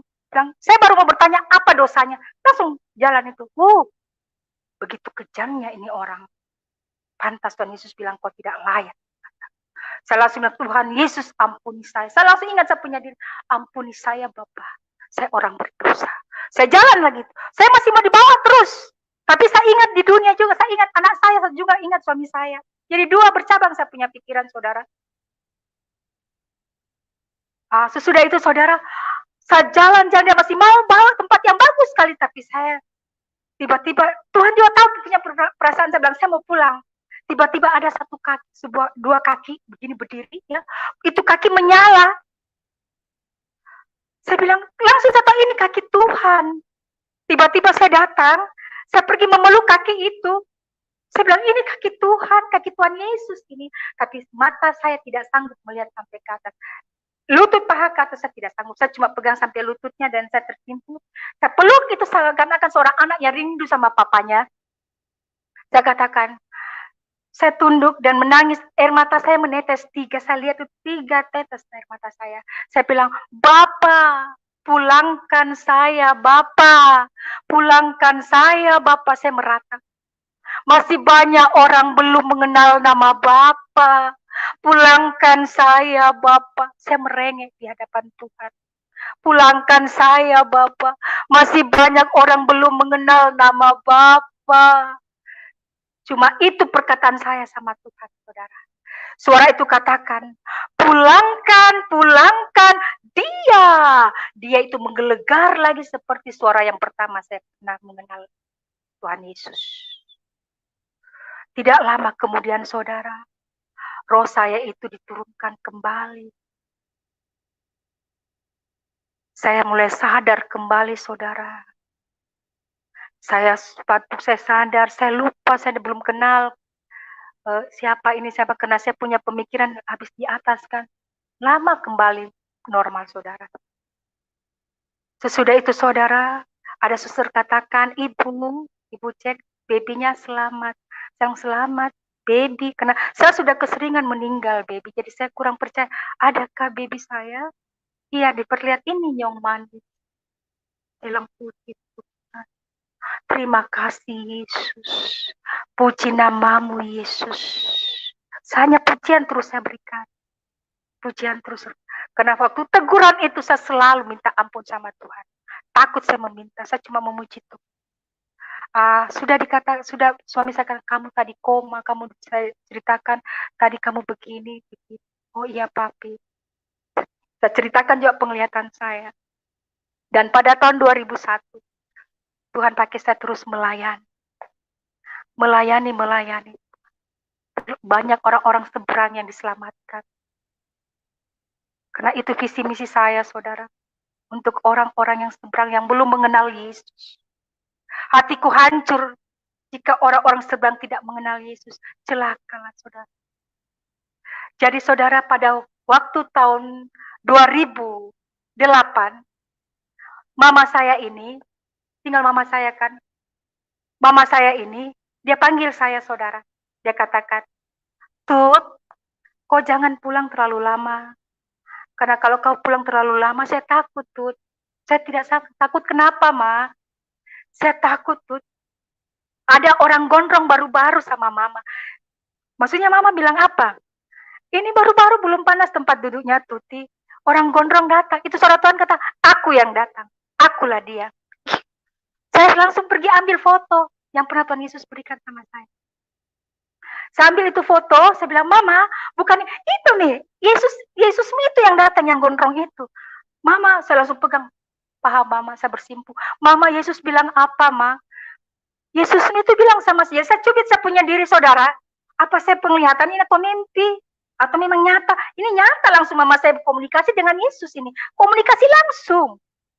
Nah ini belum panas tempat duduknya, nak. Orang gondrong, Yesus gondrong itu datang. Saya, Mama, semua kita mau mati, Mama. Kalau Yesus yang datang, Mama terima Yesus, Ma. Hanya lewat Yesus, Mama masuk surga. Papa sudah masuk surga, Mama. Saya pikir Mama saya menolak. Puji Tuhan, apa dia katakan, saudara? Dia katakan, mulai malam hari ini, saat ini, setiap saya mau tidur, doakan saya Yesus. Saya menangis sepeluk Mama saya. Terima kasih Yesus. Tidak sia-sia saya berdoa untuknya, Bapak. Terima kasih, kau genapi janjimu, Tuhan. Pada waktu itu, saudara, 3 bulan Tuhan pakai saya injili dia, saudara. Saya injili dia. Bahkan pernah, saudara, saya masuk ke dalam kamar. Saya lupa doakan, karena saya terlalu lelah. Dia ketuk pintu saya. Tut, kamu belum doakan Mama. Oh, Mama, ampun saya, Tuhan Yesus. Iya, Mak, saya doakan. 3 hari kemudian Mamaku sakit. Mamaku jatuh sakit, saudara. Mamaku jatuh sakit, dia langsung pergi, dibawa ke rumah sakit. 1 minggu di rumah sakit, saya terus doakan Mama, selalu, Mama, jangan lepas panggil Yesus ya, Mama. Saya bilang, iya, nah, iya. Pas sudah ditolak dari rumah sakit, dia sudah mulai tidak terlalu bisa ngomong. Itu kakak-kakak saya, keluarga saya bilang, Mak, sahadat ki, Mak, sahadat ki, Mak. Karena kalau Muslim kan bilang sahadat ya, pengantar anunya untuk menuju jalan yang ukuran dia jalan yang lurus. Jadi saya bilang, Ma, panggil Yesus, Ma. Jadi ini pro kontra ini. Ma, ikut Yesus, Ma, panggil Yesus, Mama. Satu lagi bilang, Ma, sahadat, Ma, sahadat. Tiba-tiba dia panas dengan saya suruh panggil Yesus. Kakakku kasih gini, saya, jangan, tuh bukan bagiannya Mama bahasa itu. Sampai dibawa pulang ke rumah pun di tempat tidur, tetap saya bilang Yesus, Mama, tetap lagi kakak, jangan lagi kau bilang begitu. Itu suara Tuhan kata, Astuti, kau masuk ke dalam kamar, pukul 1 tepat aku mengambil ibu. Jadi saya dengar itu suara di sebelah kanan saya. Ya Tuhan, ya saya datang di dalam kamar, saya doa ratapan, saya mengamuk, saya meraung meratap, bukan saya meraung karena kesedihan, tapi saya meminta Yesus selamatkan Mama saya, karena ini finishing terakhir orang kalau mau meninggal, yang terakhirnya yang itu menentukan kita masuk keselamatan. Sekalinya saya berdoa, Bapak selamatkan Mamaku, jangan Yesus, jangan jauhkan dari tempat yang maut, Bapak, berikan dia tempat yang kekal. Terima dia, Yesus, terima dia, selalu dia sudah mau mengikut Engkau, Yesus. Jadi saya tahu karena 7 hari itu, saudara, rumah kami hujan, daerah rumah saya dulu banjir. Jadi saya bilang, ini secara logika, kalau Mamaku diambil, Tuhan pasti kubur ini pasti tergenang Mama saya. Apa saya bilang? Saya bilang, Tuhan Yesus, keringkan kuburnya Mamaku, Bapak. Saya tidak mau Mamaku tergenang. Kalau memang kau yang ambil Yesus, keringkan, saya mau lihat Yesus. Karena kau bilang pukul 1. Saya mau Bapak keringkan karena kau pembuah mujizat. Elia juga minta tidak turun hujan, juga kau berikan. Saya minta Yesus. Berikan juga saya seperti Elia, Bapak. Saya berteriak, saya menang. Saya tidak mau Mama saya tergenang, Bapak. Puji Tuhan, saya diketuk pintu saya. Anak saya bilang, Mami, Oma sudah pergi. Saya langsung lihat jam, bukan saya lihat siapa. Saya puji Tuhan. Saya lihat pukul 1 tepat. Saya langsung bilang, terima kasih Yesus, terima kasih. Mamaku kok ambil tepat keputusan. Jadi pada waktu itu, saudara, saya puji-pujian, saya tidak mau lagi ada Baal yang terjadi ritual-ritual kayak papa saya kemarin. Saya kasih tahu, jangan ada ritual orang mati di sini. Kau boleh kuburkan secara Islamia, tetapi saya yakin dan percaya rohnya sudah diangkat dan dibenarkan sama Bapakku di surga. Jadi mereka kuburkan secara ini, tapi tidak ada ritual-ritual lagi. Saya tidak pergi ke kuburan, enggak. Saya bilang, saya cuma pergi menguburkan saja, tetapi untuk membangunkan dia kuburannya, untuk bangun kuburan baru, saya tidak akan. Saya pergi kuburkan. Sesudah untuk mau potong kambing lagi, ikut tasnya tidak ada di rumah kami. Jadi pada waktu itu, saudara, saya disumpah dengan keluarga. Kau tidak buat kesan, tidak. Bukan itu lagi, karena saya sudah ditegur sama Tuhan Yesusku. Kalau kau yang mau lakukan di rumah sana, di daerah sana, jangan di rumah kami. Saya tidak mau jadi rumah kutuk rumah saya, karena rumah saya ini sudah jadi rumah mesbah doa. Saya bilang, saya tidak mau kutuk datang lagi di rumah saya. Saya bilang, karena saya takut sama Yesusku. Saya sudah ditegur sama Yesus. Saya berani bilang sama mereka. Jadi mereka mungkin bilang saya orang yang pembangkang. Saya tidak peduli, mereka bilang penting saya taat sama Yesusku, saudara. Sesudah itu saudara, sudah dikuburlah mamaku. Tidak lama kemudian anakku mimpi lagi ya saudara. Karena kemarin waktu papaku meninggal, papaku yang datang sama anak saya. Ini dua-dua datang papa mamaku sama anakku Jen. Langsung dia berdua ini kesaksian orang mati loh saudara. Ya, dia katakan begini, Jen, sekarang kita sudah bertemu opa oma. Kalau bukan papi mamimu mengabarkan kabar Yesus, kita tidak masuk dalam kerajaan sorga. Sekarang kita sudah dengan Tuhan Yesus. Anakku dapat penglihatan, dia lihat main-main. Papaku berjalan semua di sana dengan keadaan yang enak di surga sama mamaku dan anak-anak saya yang sudah meninggal. Pada waktu itu saudara, iblis tidak tinggal diam saudara. Ya, iblis tidak tinggal diam. Itu roh nenek moyang saya menyerang saya dalam bentuk apa? 13 lembar spray saya saudara. Satu hari spray saya penuh dengan semut merah. Saya minta pelepasan pada waktu dengan pendeta Denny Gosal dari Glow. Ulat-ulat itu datang bermunculan di situ. Sampai di pipi saya itu sampai 70 ulat yang datang dalam satu hari. Saya kasih keluar dengan minyak urapan. Tapi puji Tuhan, lewat kuasa nama Yesus, saya dipulihkan semua dengan 13 lembar spray dan 13 hari itu dia menyerang saya. Tapi dalam nama Yesus, oleh kuasa darah Yesus, terjadi pemulihan dalam kamar saya. Tidak datang lagi itu semua. Jadi pada waktu itu saudara, saya sudah bersuka cita bahwa papa mama saya sudah diselamatkan. Dan sesudah itu saya masih lagi doakan terus orang-orang yang belum mengenal Yesus. Saya injili terus orang-orang yang belum mengenal Yesus. Pada siapa saya bertemu, pasti Tuhan izinkan saya untuk berkata-kata, menyebut, memanggil nama Yesus agar mereka mengenal nama Yesus. Dan baru-baru kali ini saudara, kemarin kejadian 2020 waktu Natal, kakak saya saya injili dia. Saya injili, kamu harus ikut Yesus. Hanya lewat Yesus ada keselamatan.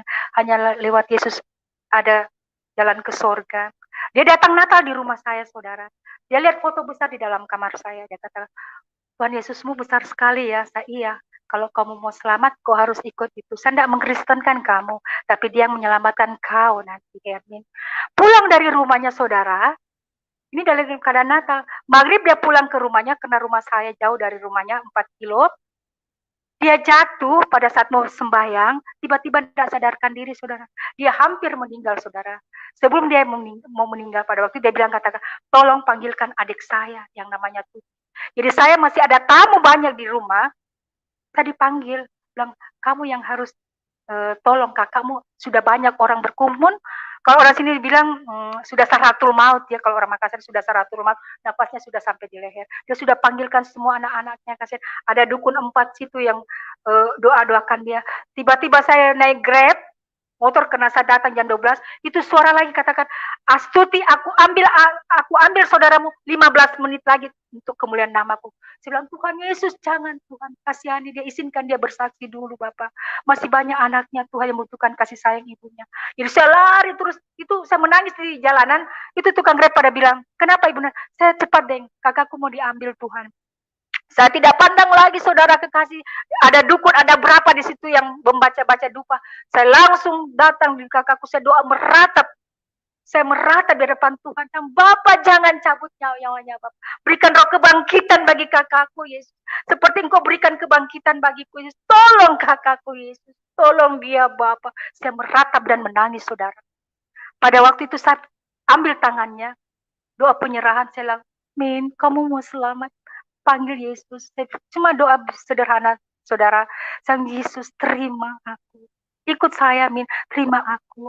Ampuni saya, Yesus. Masukkan saya dalam kerajaan surga-Mu. Aku percaya Engkau, Tuhan Yesus, Tuhan dan Juru Selamat dunia. Haleluya, haleluya. Cuma itu, saudara. Saya ajarkan dia dulu. Jadi saya pikir, Tuhan mau ambil syukur, tidak diambil juga. Puji Tuhan. Karena saya yakin dan percaya, kakakku pasti terima Yesus, dia akan masuk surga. Sekalipun dia tidak dibaptis. Karena pada waktu itu, saudara, saya meminta sama Tuhan Yesus, papa mamaku kau tidak baptis, selamatkan dia Tuhan. Itu suara Tuhan katakan, dia bagaikan orang yang jahat samping kiri kanan. Di saat dia mengaku, Yesus ingatlah akan aku. Yesus kata, saat ini pula kau bersama aku di Firdaus. Jadi itu yang terjadi dalam kehidupan keluarga saya, saudara. Diselamatkan Tuhan. Pada waktu itu, saudara, kakak saya masih dalam taratul maut. Saya minta air dan tolong kasih air hangat. Saya berdoa, Tuhan Yesus, rubah air ini menjadi darah-Mu, Yesus. Roh maut tidak bisa menjamah kakak saya. Dalam nama Yesus, Bapak Engkau jamah, Tuhan. Air ini punya urapan, Bapak. Jadi saya kasih minum kakak saya, puji Tuhan. Pada saat berapa detik saja dia langsung duduk dan dia bangun bangkit berdiri. Di muka dukun-dukun itu terperangah. Dia katakan langsung, haleluya. Puji Tuhan, kalau bukan Tuhan Yesus saya tidak bisa begini. Langsung dia bersaksi secara spontanitas. Saya langsung meratap. Terima kasih Yesus. Puji Tuhan Yesus. Puji Tuhan. Dan sekarang saudara, dia dan keluarga dan suaminya dalam proses untuk masuk kemuliaan Tuhan. Itulah saudara kekasih. Tuhan Yesus bagaimana membentuk saya dari orang seberang yang tidak pernah mengenal siapa Allah Yesus. Kami dari orang kegelapan. Saya sudah mengkafirkan, menajiskan Yesus. Tuhan Yesus datang kepada saya. Yang dia bentuk saya dari orang Kristen yang bebal sampai jadi orang Kristen yang mengerti akan firman. Saya masih berusaha terus, mengejar terus namanya ketulusan sampai kami pulang ke rumah Bapa. Itulah saudara kekasih, kesaksian saya yang saya berikan pada malam hari ini untuk saudara-saudara semua. Sehingga lewat kesaksian saya, banyak jiwa datang, bertobat dan mengaku Yesus itu Tuhan. Terpujilah nama Yesus. Haleluya. Amin.